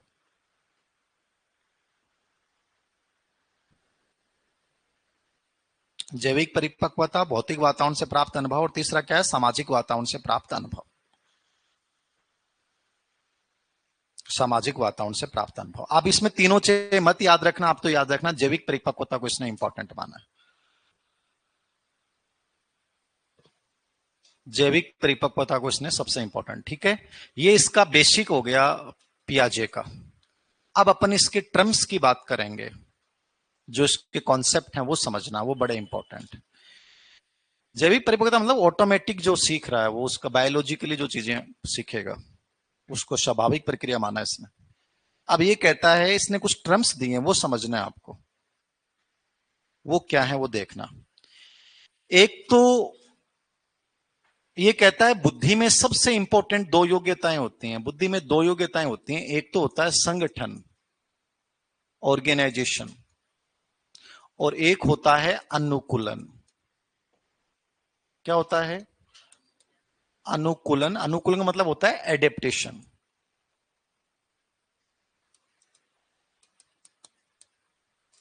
ठीक है, और संगठन मतलब ऑर्गेनाइजेशन हो गया। अब संगठन पे कभी प्रश्न नहीं आया था, अभी एक एग्जाम हुआ था उसमें संगठन पे प्रश्न आ गया, ऑर्गेनाइजेशन क्या है। ये कहता है बुद्धि में 2 चीजें इंपॉर्टेंट हैं, ऑर्गेनाइजेशन और एडेप्टेशन। ऑर्गेनाइजेशन क्या है, ऑर्गेनाइजेशन का मतलब है जिसके द्वारा संज्ञानात्मक प्रक्रियाओं को, ये दोनों चीजें संज्ञानात्मक प्रक्रिया को संचालित करती हैं। कॉग्निटिव प्रोसेस को संचालित कौन करती है, ऑर्गेनाइजेशन और अनुकूलन। अब ये जो जितनी भी चीजें होती हैं, संगठन ये एक बहुत व्यापक शब्द है इसमें, कि जितनी भी अपनी मानसिक क्रियाएं आ गई वो सब किस में आ गई, ऑर्गेनाइजेशन में आ गई। इसमें स्कीमा का भी निर्माण करना है, ठीक है, इसमें संज्ञानात्मक कॉग्निटिव स्ट्रक्चर को संचालित भी करना है, इसमें आपका समायोजीकरण भी करना है, इसमें आप में जो भी परिवर्तन होते हैं स्कीमा में, वो सब चीजें, मतलब आपको व्यवस्थित बनाने की जो प्रक्रिया है आपकी पूरी कोग्निटिव प्रोसेस को, वो कौन होता है? संगठन होता है। तो ये थोड़ा सा इसके बारे में लिख लें आप, लिखो, ये दोनों इंपॉर्टेंट अवधारणाएं लिख लो आप, हेडलाइन डाल लो। संज्ञानात्मक प्रक्रिया में सबसे महत्वपूर्ण संगठन व अनुकूलन को माना है, ये लिखो आप। संज्ञानात्मक प्रक्रिया में, संज्ञानात्मक प्रक्रिया में सबसे महत्वपूर्ण, संज्ञानात्मक प्रक्रिया में सबसे महत्वपूर्ण संगठन व अनुकूलन को माना है, संगठन व अनुकूलन को माना है।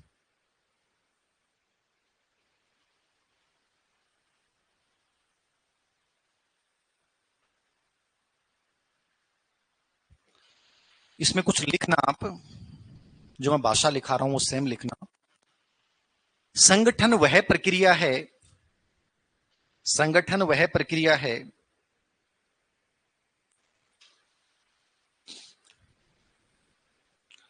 जो व्यक्ति के, संगठन वह मानसिक प्रक्रिया लिख लो या प्रक्रिया लिख लो, कोई दिक्कत नहीं।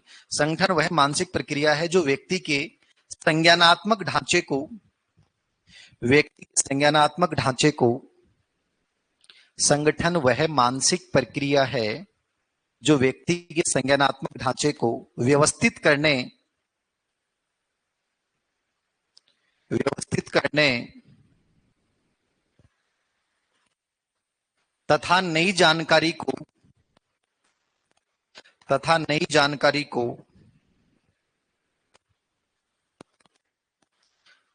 मौजूदा ज्ञान के साथ एकीकृत करने, मौजूदा ज्ञान के साथ एकीकृत करने, नई जानकारी को मौजूदा ज्ञान के साथ एकीकृत करने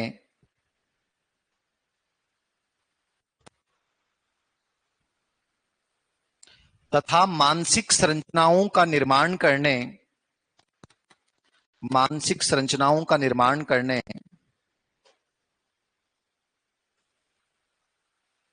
मानसिक संरचनाओं का निर्माण करने में योगदान देता है। मतलब ये इंपॉर्टेंट शब्द यूज किया है इसने। संगठन, ऑर्गेनाइजेशन वर्ड क्या होता है? संगठन का मतलब है जितनी भी आपके अंदर मानसिक योग्यताएं हैं वो सब संगठन में शामिल होते हैं, ऑर्गेनाइजेशन में शामिल होते हैं। संगठन करता क्या है? तो आपकी जो कोग्निटिव स्ट्रक्चर है, कोग्निटिव संरचनाएं हैं, वो सब बनाएगा कौन? स्कीमा वगैरह जो भी बनाएगा वो संगठन बनाएगा। उनमें कोई परिवर्तन करेगा, उनको ऑर्गेनाइज कर, व्यवस्थित करेगा, उनमें पहले से कोई जानकारी है उसको नई जानकारी से कोलैबोरेट करेगा। ये सब कार्य कौन करेगा? ऑर्गेनाइजेशन करेगा। तो संगठन एक महत्वपूर्ण टेक्निकल वर्ड है एक प्रकार से, जो सभी प्रकार की मानसिक क्रियाओं को क्या करता है? संचालित जो करेगा वो क्या है? ऑर्गेनाइजेशन है। अनुकूलन क्या है ये मैं बाद में समझाऊंगा। पहले संगठन के अंतर्गत दो टर्म्स और आते हैं। ऑर्गेनाइजेशन क्या करता है? कोई भी चीज आ गई उसको व्यवस्थित करेगा, आपकी मानसिक प्रक्रियाओं को संचालित करेगा, आपकी उस संचाल प्रक्रियाओं से आपकी स्कीमा बनाएगा। अब इसमें बहुत प्रश्न आते हैं। संगठन के अंतर्गत एक चीज होती है स्कीमा। क्या होती है? स्कीमा। अब आपको ही समझना है सर स्कीमा क्या है, बहुत इंपॉर्टेंट, बहुत प्रश्न आते हैं स्कीमा के ऊपर। स्कीमा क्या है? तो स्कीमा किसका पार्ट है? ऑर्गेनाइजेशन का। स्कीमा क्या है? मतलब जिसके द्वारा तुम वातावरण में स्थित कोई भी उद्दीपक आया उसको तुम जानोगे, पहचानोगे, और उसके पहचानने के आधार पे तुम जो उसकी इंफॉर्मेशन है उसको तुम माइंड में सेव करोगे, वो तुम्हारी क्या कहलाती है? स्कीमा। जैसे एक प्रश्न आ गया रिट में, सूचनाओं का संगठित पैकेट क्या कहलाता है? स्कीमा। एच स्टेट में प्रश्न आ गया, बौद्धिक ढांचा क्या कहलाता है? स्कीमा। मतलब जो भी इंफॉर्मेशन आ रही है वो तुम्हारे दिमाग में क्या बन जाती है? स्कीमा। जैसे मान लो मैंने पियाजे के बारे में पढ़ाया आपको, तो पियाजे को पढ़ाता ही तुम्हारे दिमाग में पियाजे की क्या बन गई? स्कीमा बन गई। अब जैसे तुम एग्जाम हॉल में जाओगे तो उससे जुड़े हुए जैसे प्रश्न आएंगे तो जो तुमने पढ़ के गए हो वो तुम्हारी स्कीमा है। वो स्कीमा उन प्रश्नों का क्या देगी? आंसर देगी। क्या देगी? आंसर। अब मान लो तुमने मेरे से पढ़ लिया और फिर तुम किसी दूसरी कोचिंग में जाओगे तो वो कुछ नया पढ़ाएगा, तो जो तुम्हारी स्कीमा है उसमें क्या होगा? परिवर्तन होगा। क्या होगा? परिवर्तन होगा। तो स्कीमा स्थायी नहीं होती है, परिवर्तित होती रहती है। एक प्रकार से ये सूचनाओं को एकत्रित करने की जो प्रक्रिया है, और उन सूचनाओं के आधार पर अपन दिमाग में ये बना लेते हैं कि ये चीज ऐसे होती है, उसको अपन क्या बोलते हैं? स्कीमा बोलते हैं। तो इसमें बहुत प्रश्न आते हैं, तो लिखो स्कीमा क्या है। लिखो, वातावरण में स्थित उद्दीपकों को, वातावरण में स्थित उद्दीपकों को, उद्दीपक मतलब जो भी चीजें अपने सामने आ रही हैं, वातावरण में स्थित उद्दीपकों को पहचानने, वातावरण स्थित उद्दीपकों को पहचानने, जानने,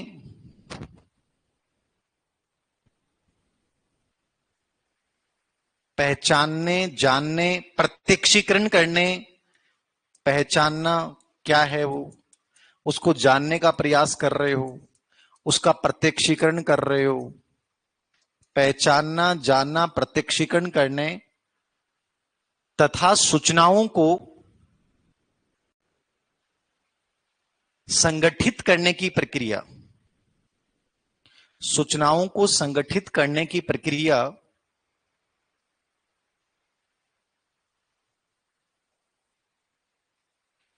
सूचनाओं को संगठित करने की प्रक्रिया या बौद्धिक ढांचा, इसको अपन क्या बोल सकते हैं, बौद्धिक ढांचा भी बोल सकते हैं, क्योंकि सब इंफॉर्मेशन इसमें आ जाती है।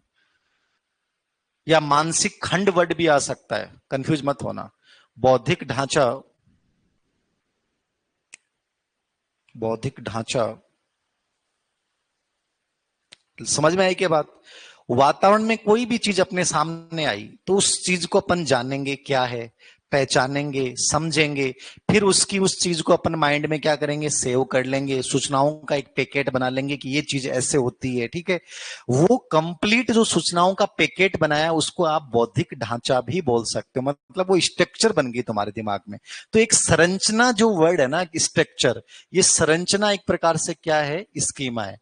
ये स्थिर होगी या परिवर्तनशील होगी, तो ये परिवर्तनशील होती है, तो आगे नीचे लिख लो, यह समय के साथ परिवर्तनशील होती है, यह समय के साथ परिवर्तनशील होती है।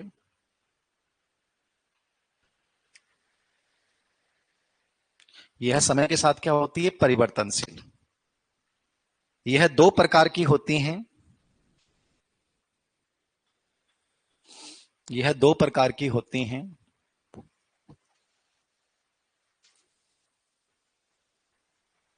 व्यवहारिक और मानसिक। स्कीमाएं कितने प्रकार की होती हैं, दो प्रकार के।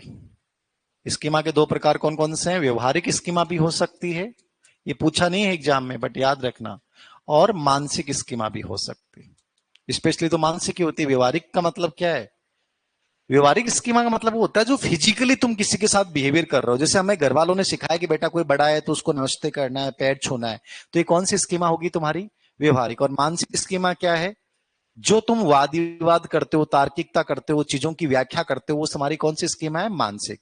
तो स्पेशली पर्सन जो आते हैं मानसिक में आते हैं, व्यवहारिक पे नहीं आते, नॉलेज की बात है। ये हो गया स्कीमा। अब स्कीमा के बाद एक वर्ड और आता है संगठन में जिसने इसने नाम लिया स्कीम्स। ये भी आया था जस्ट, स्कीम्स क्या होता है। स्कीमा अलग है, स्कीम्स अलग। स्कीम्स को क्या बोलेंगे, स्कीम्स होती है सूचनाओं की संगठित संरचना या व्यवहार करने का एक निश्चित पैटर्न जिसको हम प्रतिदिन दोहराते हैं। तो व्यवहार करने का कोई भी पैटर्न बना लिया आपने, उसको प्रतिदिन दोहराते हो ना, वो क्या कहलाता है, स्कीम्स कहलाता है।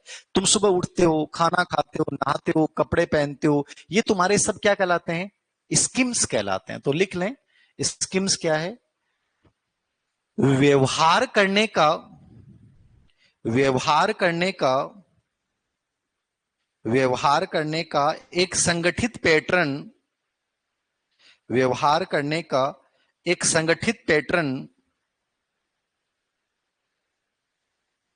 जिसको प्रतिदिन दोहराया जाता है। व्यवहार करने का संगठित पैटर्न जिसको प्रतिदिन दोहराया जाता है।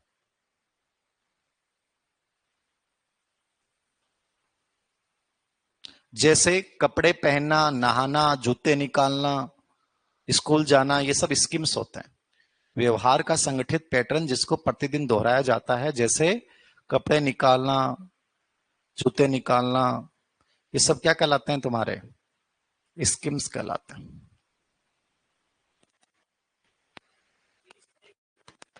हाँ, एक प्रकार से स्थायी हो जाता है स्किम्स, वो आपके व्यवहार का हिस्सा बन जाता है। ये तो होगी संगठन वर्ड का कंप्लीट, स्कीमा, स्कीम्स और ऑर्गेनाइजेशन। अब आपको समझना है अनुकूलन क्या होता है, ये बड़ा इंपॉर्टेंट है। अनुकूलन किसको बोलेंगे, अनुकूलन की प्रक्रिया क्या है, एडेप्टेशन किसको बोलते हैं?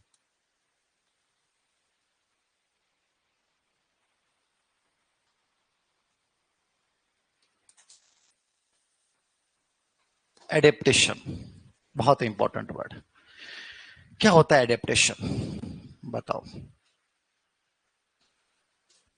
हम्म अनुकूलन पे बहुत प्रश्न आते हैं एडेप्टेशन, क्योंकि इसकी जो अंदर की प्रक्रियाएं है ना वो बहुत इंपॉर्टेंट, उस पर लगभग एक प्रश्न आता ही आता है, एडेप्टेशन क्या होता है।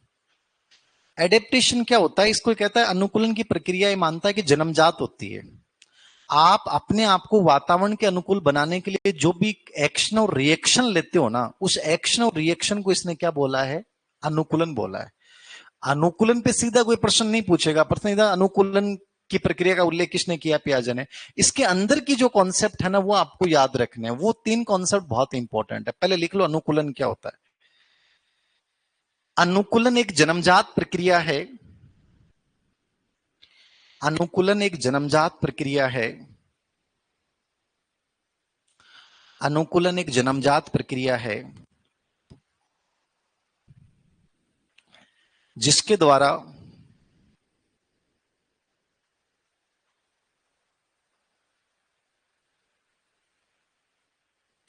जिसके द्वारा वातावरण के साथ जिसके द्वारा वातावरण के साथ क्रिया या प्रतिक्रिया करके वातावरण के साथ क्रिया या प्रतिक्रिया करके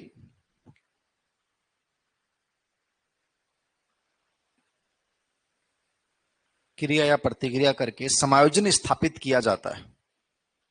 वातावरण के साथ क्रिया या प्रतिक्रिया करके समायोजन स्थापित किया जाता है। क्रिया या प्रतिक्रिया करके समायोजन स्थापित किया जाता है।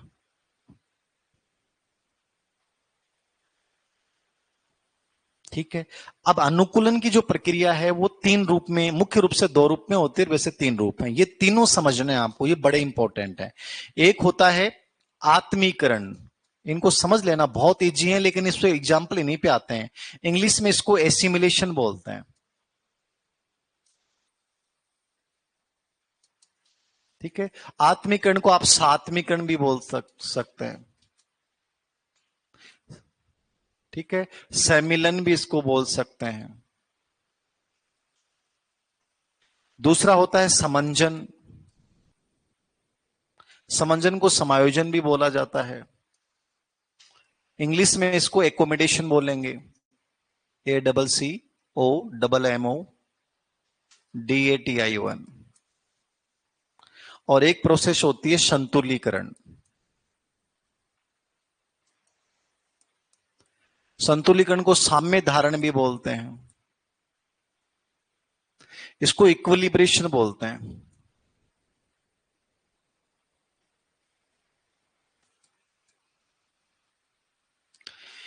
ये तीनों लिख लो आप, ये समझ में आना चाहिए आपके। हाँ, अनुकूलन की प्रक्रिया तीन रूप में होती है एडेप्टेशन। पहला है सात्मीकरण या सम्मेलन। आत्मीकरण, इसको इंग्लिश में बोलते हैं एसिमिलेशन, ASSIMILATION, ASSIMILATION, एसिमिलेशन। ये मैं समझाऊंगा अलग से। दूसरा है एकोमेडेशन, समंजन या समायोजन, ACCOMMODATION, एकोमेडेशन। तीसरा है संतुलीकरण या साम्य धारण, इक्विलिब्रेशन, EQUILIBRATION, इक्विलिब्रेशन। इक्विलिब्रेशन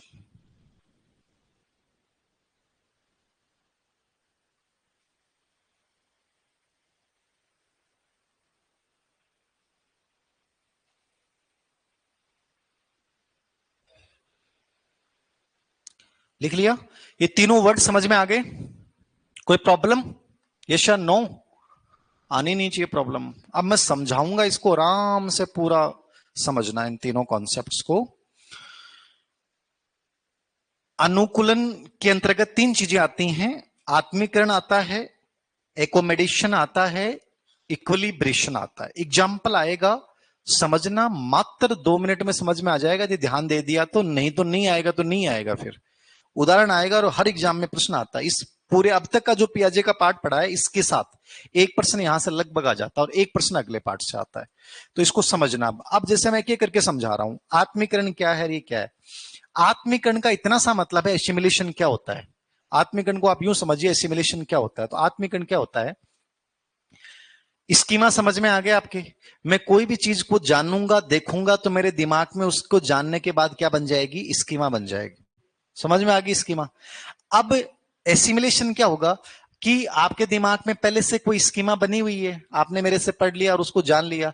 अब मान लीजिए कोई नया सवाल आया, नई जानकारी आई, तो जैसे ही नई जानकारी आई, तो नई जानकारी को एसिमिलेशन क्या करता है, जो तुमने पहले से जान रखा था उसी में जोड़ देता है। मतलब जो पहले से आपके दिमाग में स्कीमा बनी हुई है उसमें कोई फेरबदल नहीं होगा, वो वैसी की वैसी बनी रहेगी, और जो भी नई इंफॉर्मेशन आ रही है वो उसके अंतर्गत समाती जा रही हैं। इस घटना को अपन क्या बोलेंगे, बस ये समझना है। पहले से मौजूद ज्ञान में नए ज्ञान को जोड़ देना, और उसकी वजह से पहले से मौजूद स्कीमा में कोई परिवर्तन नहीं होता है, तो वो क्या कहलाता है, एसिमिलेशन। समझ में आई बात। मैंने कोई चीज आज तक देख रखी है, मैंने कुत्ते को देखा आज तक, कुत्ते की मेरे दिमाग में स्कीमा बनी हुई है। पहली बार मैंने बिल्ली को देखा, तो मैंने कुत्ते बिल्ली को भी क्या जोड़ दिया, कुत्ते से जोड़ दिया। समझ रहे हो, मैंने उस बिल्ली को भी क्या कह दिया, देखो ये छोटा कुत्ता जा रहा है। तो मैंने एक प्रकार से क्या किया, एसिमिलेशन किया। मेरी स्कीमा तो कुत्ते की बनी हुई, उसमें मैंने चेंज ही नहीं किया, तो एसिमिलेशन है ये। समझ में आ गई बात। कि पहली बार घर में कोई गेस्ट आया और वो एप्पल लेके आया, बच्चे ने आज तक टमाटर खाए थे लाल लाल, और पहली बार एप्पल लेके आया, तो बच्चे ने देखा मम्मा टमाटर कितना बड़ा है। अब उसने जो चीज देख रखी थी बेचारा ने, उसने एज इट इज उसी से उसको जोड़ दिया। तो वो क्या किया उसने, आत्मीकरण किया सर, एसिमिलेशन किया उसने, कोई परिवर्तन नहीं किया। लेकिन एकोमोडेशन क्या होता है, इसमें इतना सा याद रखना है कि जब पहले से मौजूद ज्ञान है और जैसे ही कोई नई जानकारी आती है, तो नई जानकारी आने पे पहले से मौजूद ज्ञान में जब बदलाव होगा, पहले से मौजूद स्कीमा में परिवर्तन होगा, तो वो समंजन है। समझ गए। जब वो बच्चे को कहेगा बेटा ये टमाटर नहीं होता बेटा, ये कुछ दूसरा फ्रूट है, तो अब तक वो एप्पल को क्या समझ रहा था, टमाटर समझ रहा था। अब वो उसकी थोड़ी अलग व्याख्या करेगा, थोड़ा सा अलग बताएगा, टमाटर तो नहीं है, कोई दूसरा फ्रूट है जो बहुत टेस्टी है। ये उसने एकोमोडेशन किया है। समझ में आ गई बात। अरे घर में कोई आदमी आया और बच्चे ने आज तक अपने पापा को ही देख रखा था, जैसे ही वो आदमी आया वो मम्मा को बोला मम्मा पापा आ गए, क्या किया उसने, एसिमिलेशन किया। देखिए मम्मी आंख दिखाओगी, मारूंगी कान के ऊपर की, पापा आ गए। हर कोई नहीं पापा, जनाबो कहो मम्मी कोई आया है, कोई दूसरा व्यक्ति आया है, ये उसका एकोमोडेशन हुआ है, परिवर्तन कर लिया। और इक्विलिब्रेशन क्या होता है, जब तुम इन दोनों के संघर्ष को समाप्त कर दोगे और तुम सही स्कीमा डेवलप कर लोगे कि वो तो कोई अंकल हैं, ये तो एप्पल है, ये इक्विलिब्रेशन होगा। समझ में आ गया। अरे साउथ इंडिया की लड़की पहली बार राजस्थान घूमना आई, जैसलमेर गई, जैसलमेर में ऊंट दिखो, बा आज तक घोड़ा देखा, तो उसके दिमाग में स्कीमा किसकी बनी हुई है, घोड़े की। उसने ऊंट को देखते क्या कहा, छोटा ऊंट घोड़ा है, बड़ा घोड़ा है, ऐसा बोला, तो उसने एसिमिलेशन किया, पहले से स्कीमा में कोई परिवर्तन नहीं किया। लेकिन जब वो कहती है ये घोड़ा तो नहीं है, कि इसकी ये चीजें अलग है, तो उसमें उसने बदलाव किया कि घोड़ा तो नहीं है, ये कोई दूसरा जानवर है। और बाद में वो यूट्यूब पे देखते पता चलता है ऊंट है कैमल, तो कहती है नहीं ये तो कैमल है। तो उसने उसने साम्य धारण कर लिया। समझ में आ गई तीनों चीजें। कोई डाउट है किसी को, लिखो। आत्मीकरण क्या है, पहले से मौजूद जानकारी में, आत्मीकरण में क्या होता है, पहले से मौजूद जानकारी में, पहले से मौजूद जानकारी में, पहले से मौजूद जानकारी में ऑब्लिक स्कीमा में, तीनों वर्ड एक साथ लिखा रहा हूं ताकि कोई कंफ्यूजन नहीं हो। पहले से मौजूद जानकारी में, कोमा स्कीमा में, कोमा पूर्व ज्ञान में, पूर्व ज्ञान में नवीन जानकारी को जोड़ लेना, नवीन जानकारी को जोड़ लेना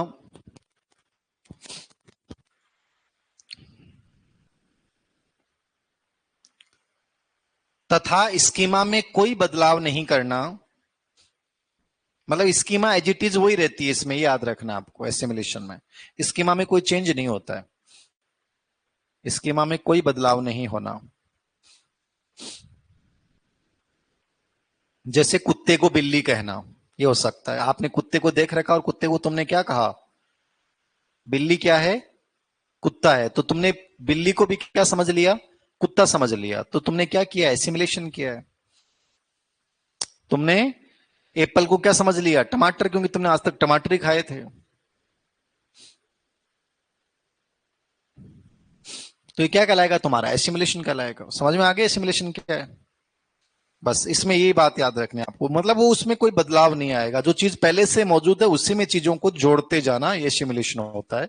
और समंजन क्या होता है, जब पहले से मौजूद जानकारी में नई चीज के आने पर जो बदलाव होता है, परिवर्तन होता है, उसको इसने क्या बोला है, एकोमोडेशन। तो लिख लें, पहले से मौजूद ज्ञान में,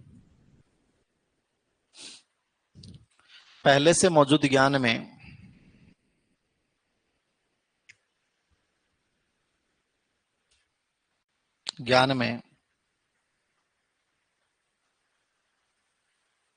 नवीन जानकारी के आने पर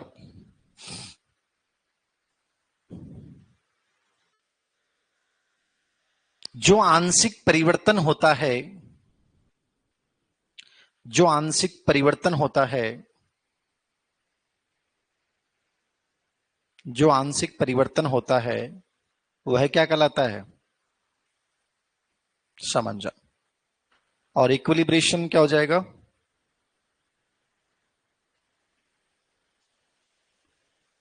अब यहां उसके समझ में आ गया कि बिल्ली कुत्ता नहीं है, बिल्ली कोई अन्य जानवर है, तो उसने अपने कुत्ते वाले स्कीमा को बदल दिया कि सिर्फ चार पैर वाले कुत्ते ही नहीं होते। अब उसके क्या, इसने क्या परिवर्तन किया दूसरे में, पहले उसने समझ लिया कि जिसके भी चार पैर होते हैं वो सब क्या होते हैं, कुत्ते होते हैं, तो ये तो एसिमिलेशन था। अब उसके समझ में आ गया कि नहीं, चार पैर वाले कुत्ते नहीं होते, चार पैर वाले दूसरे जानवर भी हो सकते हैं। ये उसका क्या हुआ, एकोमोडेशन, कि कोई भी चार पैर वाला सभी कुत्ते नहीं होते, वो अन्य जानवर भी हो सकते हैं, एकोमोडेशन हुआ। अब इक्विलिब्रेशन क्या करेगी, तो इक्विलिब्रेशन में लिख लो, आत्मीकरण व समंजन में संतुलन स्थापित करने की प्रक्रिया, आत्मीकरण व समंजन में संतुलन स्थापित करने की प्रक्रिया, आत्मीकरण व समंजन में संतुलन स्थापित करने की प्रक्रिया, समंजन में संतुलन स्थापित करने की प्रक्रिया।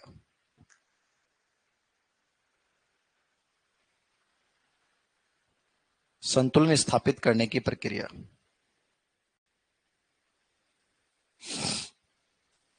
ठीक है, डन। इसको पियाजे का एक पार्ट यहां पे कंप्लीट है, ठीक है। अब अपन दूसरे पार्ट की ओर जा रहे हैं। हेडलाइन डालो, विकास की अवस्थाएं। एक पार्ट पूरा हो गया, पियाजे के संज्ञानात्मक विकास की अवस्था, हेडलाइन डालो, संज्ञानात्मक विकास की अवस्था। ये चार अवस्थाएं हैं, एक अवस्था अपन आज पढ़ने का प्रयास करेंगे इसमें, संज्ञानात्मक विकास की अवस्था। और पहली अवस्था का नाम लिखेंगे आप संवेदी गामक अवस्था, संवेदी गामक। इसको सेंसोरी मोटर बोलते हैं,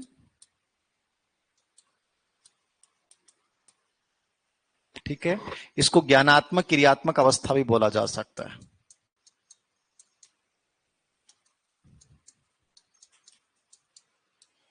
ठीक है। इंद्रिय गामक भी बोल सकते हैं। इसका कार्यकाल जो होता है वो 0 से 2 वर्ष होता है। ये सब बेसिक प्रश्न है, याद रखना। एक तो अवस्था का नाम, एक कार्यकाल, ये बेसिक प्रश्न है। पहली अवस्था पढ़ रहे हैं अपन, जीन पियाजे की चार अवस्थाएं हैं, उनमें पहली अवस्था है संवेदी गामक, इंग्लिश में बोलेंगे सेंसोरी मोटर। दूसरा नाम है ज्ञानात्मक क्रियात्मक अवस्था, कार्यकाल है 0 से 2 वर्ष का बच्चा इसके अंतर्गत आएगा। कितने वर्ष का बच्चा आएगा? 0 से 2 साल का बच्चा। अब मतलब इसमें ये बताता है कि 2 साल का बच्चा कौन कौन से मानसिक क्रिया करेगा, ये समझाएगा इसमें बस वो। आपसे भी पूछ सकता है इंद्रिय गामक अवस्था किसको बोलते हैं, तो इंद्रिय गामक यही होती है जो ज्ञानात्मक क्रियात्मक, इसी को इंद्रिय गामक कह सकते हो, बस भाषा का चेंज है। सेंसोरी मोटर स्टेज 0 से 2 वर्ष, इंद्रिय गामक ज्ञानात्मक क्रियात्मक, कोई भी नाम आ जाएगा, बहुत इजी है, आराम से समझ लो आप। मतलब ये कहता है कि 2 साल में बच्चा कौन कौन सी मानसिक क्रिया करेगा, उनकी व्याख्या करता है। अब देखो इस अवस्था का एग्जाम पैटर्न बताऊं मैं आपको, तो इस पे पर्सन 99% आता है। एक विशेषता वस्तु स्थायित्व की परिवर्तन 99%, तो बाकी 1% में कुछ भी आ सकता है। तो जो स्मार्ट स्टडी करना चाहते हैं तो वो तो इस विशेषता को पढ़ के जाना, बाकी मैं पढ़ा पूरी रहा हूं आपको, लेकिन मोस्ट इंपॉर्टेंट एक ही लाइन पढ़ के जानी है, तो वो ही याद करके जाना, लगभग उससे भी प्रश्न आता है, बट पूरी समझा रहा हूं मैं आपको, लिखो आप। इस अवस्था में बालक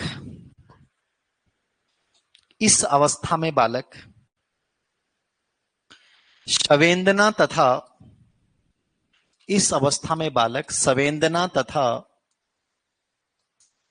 शारीरिक या गामक क्रिया द्वारा सीखता है। पहली विशेषता यही है इसकी। इस अवस्था में बालक संवेदना तथा शारीरिक ऑब्लिक गामक, शारीरिक और गामक एक ही होती है, मोटर स्केल। इस अवस्था में बच्चा संवेदना जानते हो, ज्ञानेंद्रियां आपकी दृष्टि, ध्वनि, स्पर्श, गंध और स्वाद, मतलब इन चीजों को देखेगा, सूंघेगा, महसूस करेगा, ठीक है, इन्हीं से तो बच्चा सीखेगा। बच्चे के सीखने का माध्यम संवेदना होती है। या क्या करेगा? शारीरिक क्रियाएं करेगा, पकड़ना, छूना, फेंकना, गामक क्रिया इनको बोलते हैं। तो या तो संवेदना के माध्यम से सीखता है बच्चा, या किसके माध्यम से सीखेगा?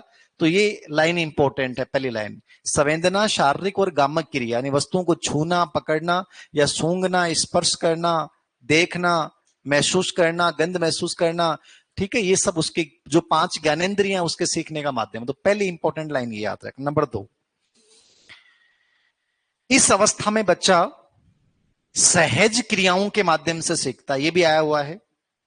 कौन से माध्यम सीखता है? सहज क्रिया। सहज क्रिया क्या होती है? Reflex activities. इसको क्या बोलते हैं अपन? रिफ्लेक्स। सहज क्रिया के माध्यम से सीखता है। सहज क्रिया जानते हो? कोई बच्चा बता सकता है सहज क्रिया क्या होती है? अरे सहज क्रिया किसको बोलते हैं?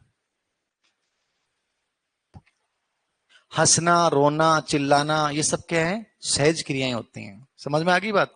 तो 0 से 2 वर्ष में बच्चे क्या कौन सी क्रियाएं करता है? Reflex activity. हंसना, रोना, चिल्लाना, ये क्या होती है? सहज क्रियाएं। ठीक है। अब देखो आरपीसी में अभी तक ऐसा कोई प्रश्न नहीं आया, लेकिन सीटेट में एक बार एक प्रश्न आ गया था कि सहज क्रियाओं के आधार पे इसने 6 भाग बताए। तो आप चाहो तो मैं इसके लिखा सकता हूं, बताओ। सहज क्रियाओं को इसने 6 भागों में डिवाइड किया है। यद्यपि आर्य राजस्थान में कोई प्रश्न नहीं आया, तो आप चाहो तो छोड़ देना, और आपको लगे जीवन में याद हो सकते हैं तो इनके नाम याद कर लेना, कोई ज्यादा इंपॉर्टेंट नहीं है। तो लिख लेना, सहज क्रियाओं के आधार पर इसने 6 उप अवस्था बताई है। क्या बताई है? 6 उप अवस्था। ये 6 उप अवस्थाओं के नाम देखो तो देख लेना, वरना छोड़ देना। ये कहता है कि जो सहज क्रियाएं होती हैं वो 0 से 2 वर्ष में होती हैं। तो इसने फिर क्या किया? इस सहज क्रिया के आधार पे इस पूरे 0 से 2 वर्ष को 6 भागों में डिवाइड किया। कितने भागों में डिवाइड किया? तो इनके नाम याद कर जाना, कई बार नाम पूछ लेगा। तो इनकी 6 उप अवस्थाएं कौन सी हैं? पहली है सहज क्रियावस्था। सहज क्रियावस्था, पहली अवस्था का नाम क्या है? सहज क्रियावस्था। इसका कार्यकाल है 0 से 30 दिन।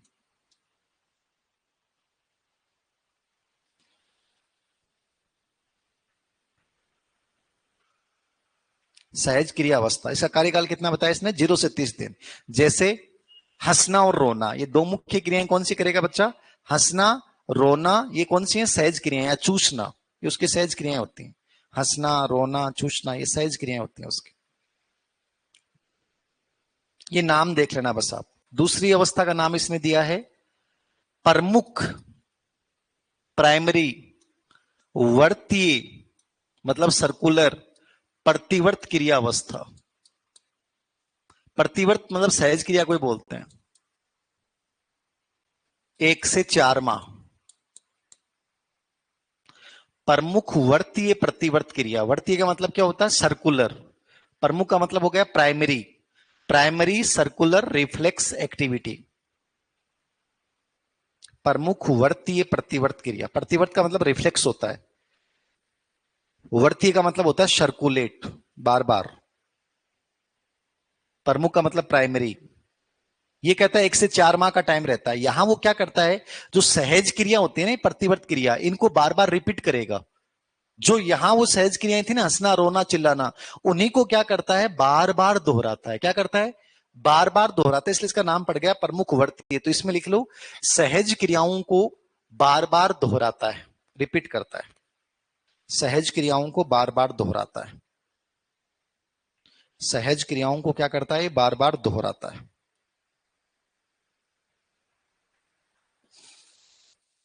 लिख लिया। तीसरा, गौण प्रतिवर्त क्रिया। गौण का मतलब होता है सेकेंडरी। ये याद हो तो कर लेना, वरना टेंशन मत लेना। गौण प्रतिवर्त क्रिया ये 4 से 8 माह होती है।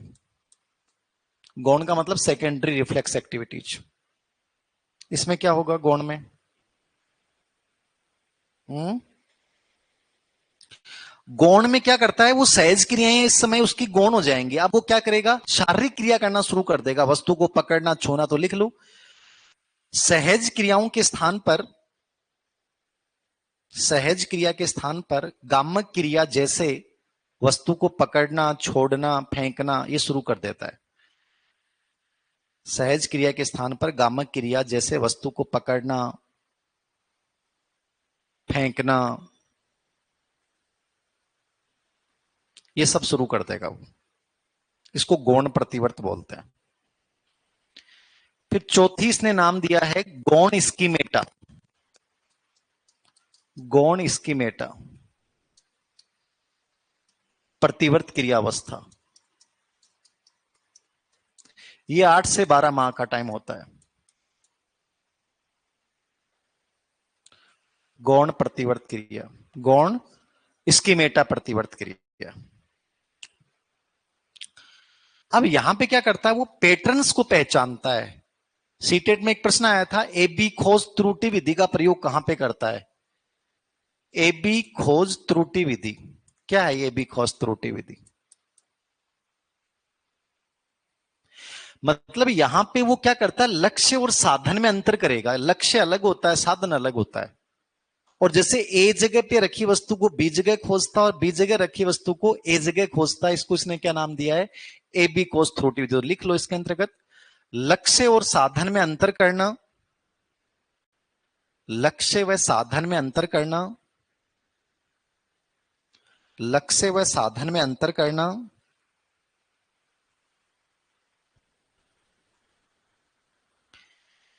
तथा ए जगह पर रखी वस्तु को बी जगह खोजता है। ए जगह रखी वस्तु को बी जगह खोजता है। ए जगह रखी वस्तु को बी जगह खोजता है।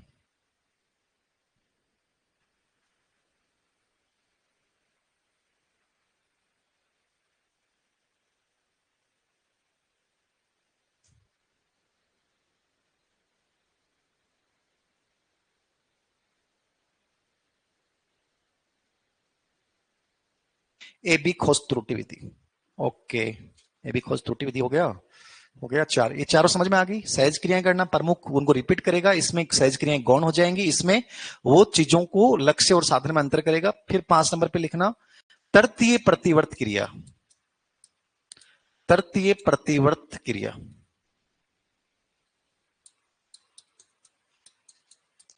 तृतीय प्रतिवर्त क्रिया 12 से 18 माह।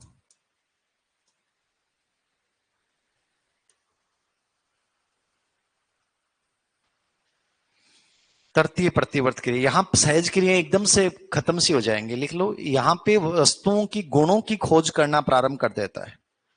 वस्तुओं के गुणों की खोज करना प्रारंभ कर देता है।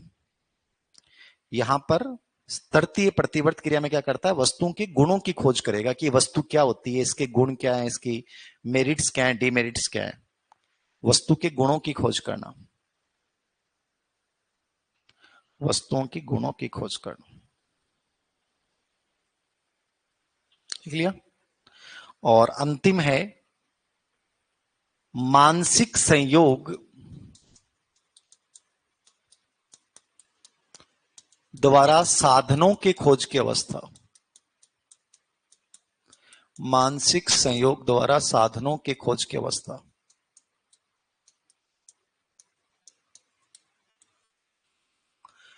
मानसिक संयोग द्वारा साधनों के खोज की अवस्था, ये क्या होती है बताओ?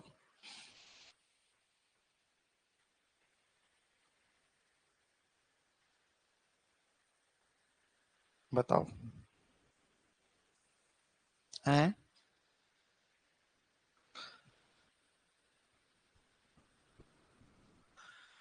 इसमें सबसे इंपॉर्टेंट लाइन आपको समझनी है और यही इस पूरी अवस्था की मोस्ट इंपॉर्टेंट, इसके अलावा चाहे मत पढ़ के जाना कुछ भी। मानसिक संयोग द्वारा खोजने के उसमें इसमें बच्चे में एक प्रवृत्ति डेवलप होती है जिसको अपन बोलते हैं वस्तु स्थायित्व। क्या बोलते हैं? वस्तु स्थायित्व। इसको ऑब्जेक्ट परमानेंस, ये लिख लो, इसको समझ भी लेना।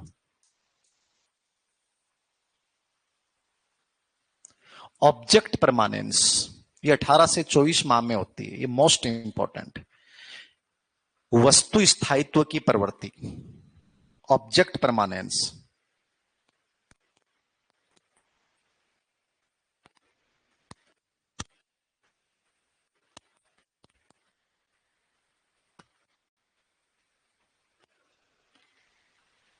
लिख लिया? ऑब्जेक्ट परमानेंस क्या होता है? वस्तु स्थायित्व। क्या होता है वस्तु स्थायित्व?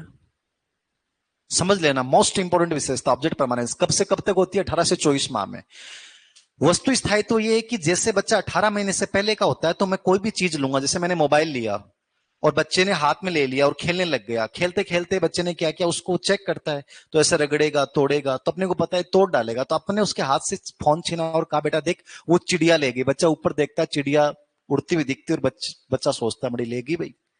जब भी वो कोई इंपॉर्टेंट चीज लेता अपन कहते हैं कबूतर ले गया, बिल्ली ले गई, चिड़िया ले गई, और बच्चा उस पर यकीन कर लेता है। इसको वस्तु स्थायित्व प्रवृत्ति का अभाव मानते हैं। लेकिन जैसे 18 महीने का होगा बच्चे को आप फोन छीन के कहोगे बेटा देखो कबूतर ले गया, तो कबूतर की तरफ नहीं देखेगा, वो आपकी तरफ देखेगा। अच्छा ठीक है, वो आपके पास उस चीज को ढूंढेगा कि उस वस्तु यही है, उसको कोई ऊपर लेके नहीं गया। इसको अपन क्या बोलते हैं? वस्तु स्थायित्व।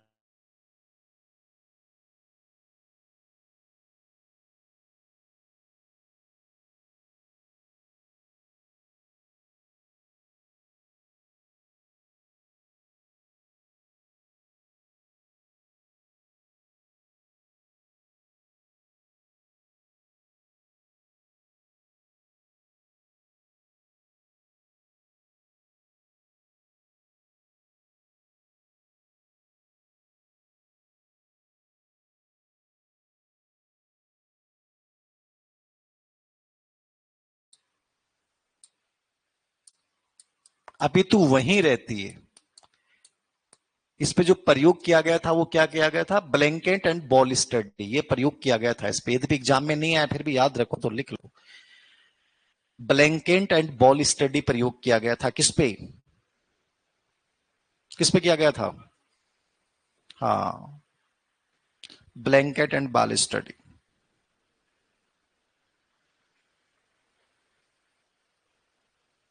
ठीक है, ये मोस्ट इंपॉर्टेंट विशेषता है इसके। कोई डाउट है किसी बच्चे को? क्लियर है? ये तीन विशेषता कम से कम जरूर याद रखना। संवेदना शारीरिक क्रिया, वस्तु स्थायित्व की प्रवृत्ति क्या होती है, और सहज क्रिया। इसके अलावा 2-3 लाइनें और लिखा रहा हूं, इतनी इंपॉर्टेंट नहीं है बट फिर भी देख जाना आप। लिखो, इस अवस्था में बालक, 2-3 विशेषता एक्स्ट्रा ऐसे लिखा रहा हूं। इस अवस्था में बालक है, हाँ संवेदी गामा की कॉमन विशेषताएं हैं। इस अवस्था में बालक क्रिया व परिणाम में संबंध स्थापित करता है। क्रिया व परिणाम में क्या स्थापित करता है? संबंध। समझ में आया क्या क्रिया परिणाम का संबंध? अरे वो कोई गिलास में तोड़ दियो और तोड़ता ही मम्मी बिन डांटियो, तो जब भविष्य में गिलास टूटेगा तो वो क्या करेगा? समझ जाएगा कि मुझे डांट पड़ेगी, तो वो तुरंत भाग जाएगा वहां से या उस गिलास को छुपा देगा।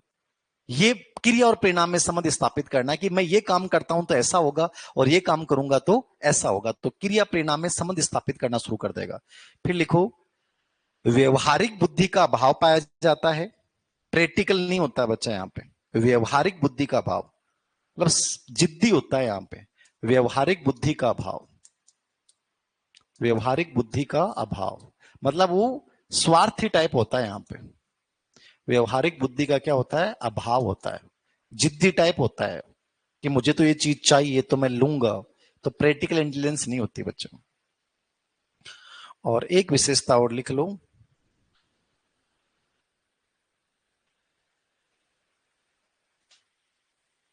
बालक में स्मृति यानी मेमोरी, अनुकरण, ध्यान, जिज्ञासा, स्मृति, अनुकरण, ध्यान, जिज्ञासा की प्रवृत्ति का विकास प्रारंभ होने लग जाता है।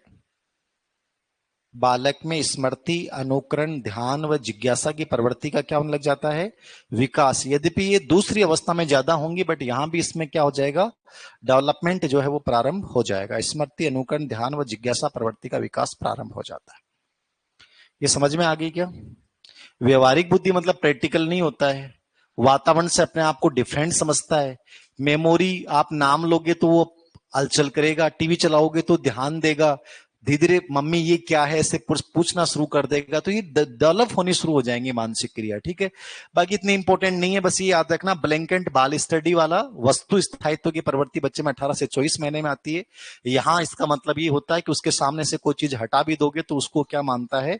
स्टेबल मानता है कि वही मौजूद है। बस ये चीज है, ये पहली अवस्था हो गई है। बाकी अपन मंगलवार या बुधवार को पढ़ेंगे। ठीक है, आज संख्या भी आप लोगों की काफी कम थी इसलिए मैंने ज्यादा पढ़ाया नहीं है। और अगली जो क्लासें होंगी उनमें अपन 4:30 से 7:10 तक जो है वो क्लासें लेंगे, मतलब टाइमिंग को बढ़ा देंगे। आगे अगले वीक से जो भी क्लासें होंगी वो लगभग मिनिमम 2.5 घंटे जरूर पढ़ेंगे अपन। ठीक है, ताकि सिलेबस जल्दी हो जाए।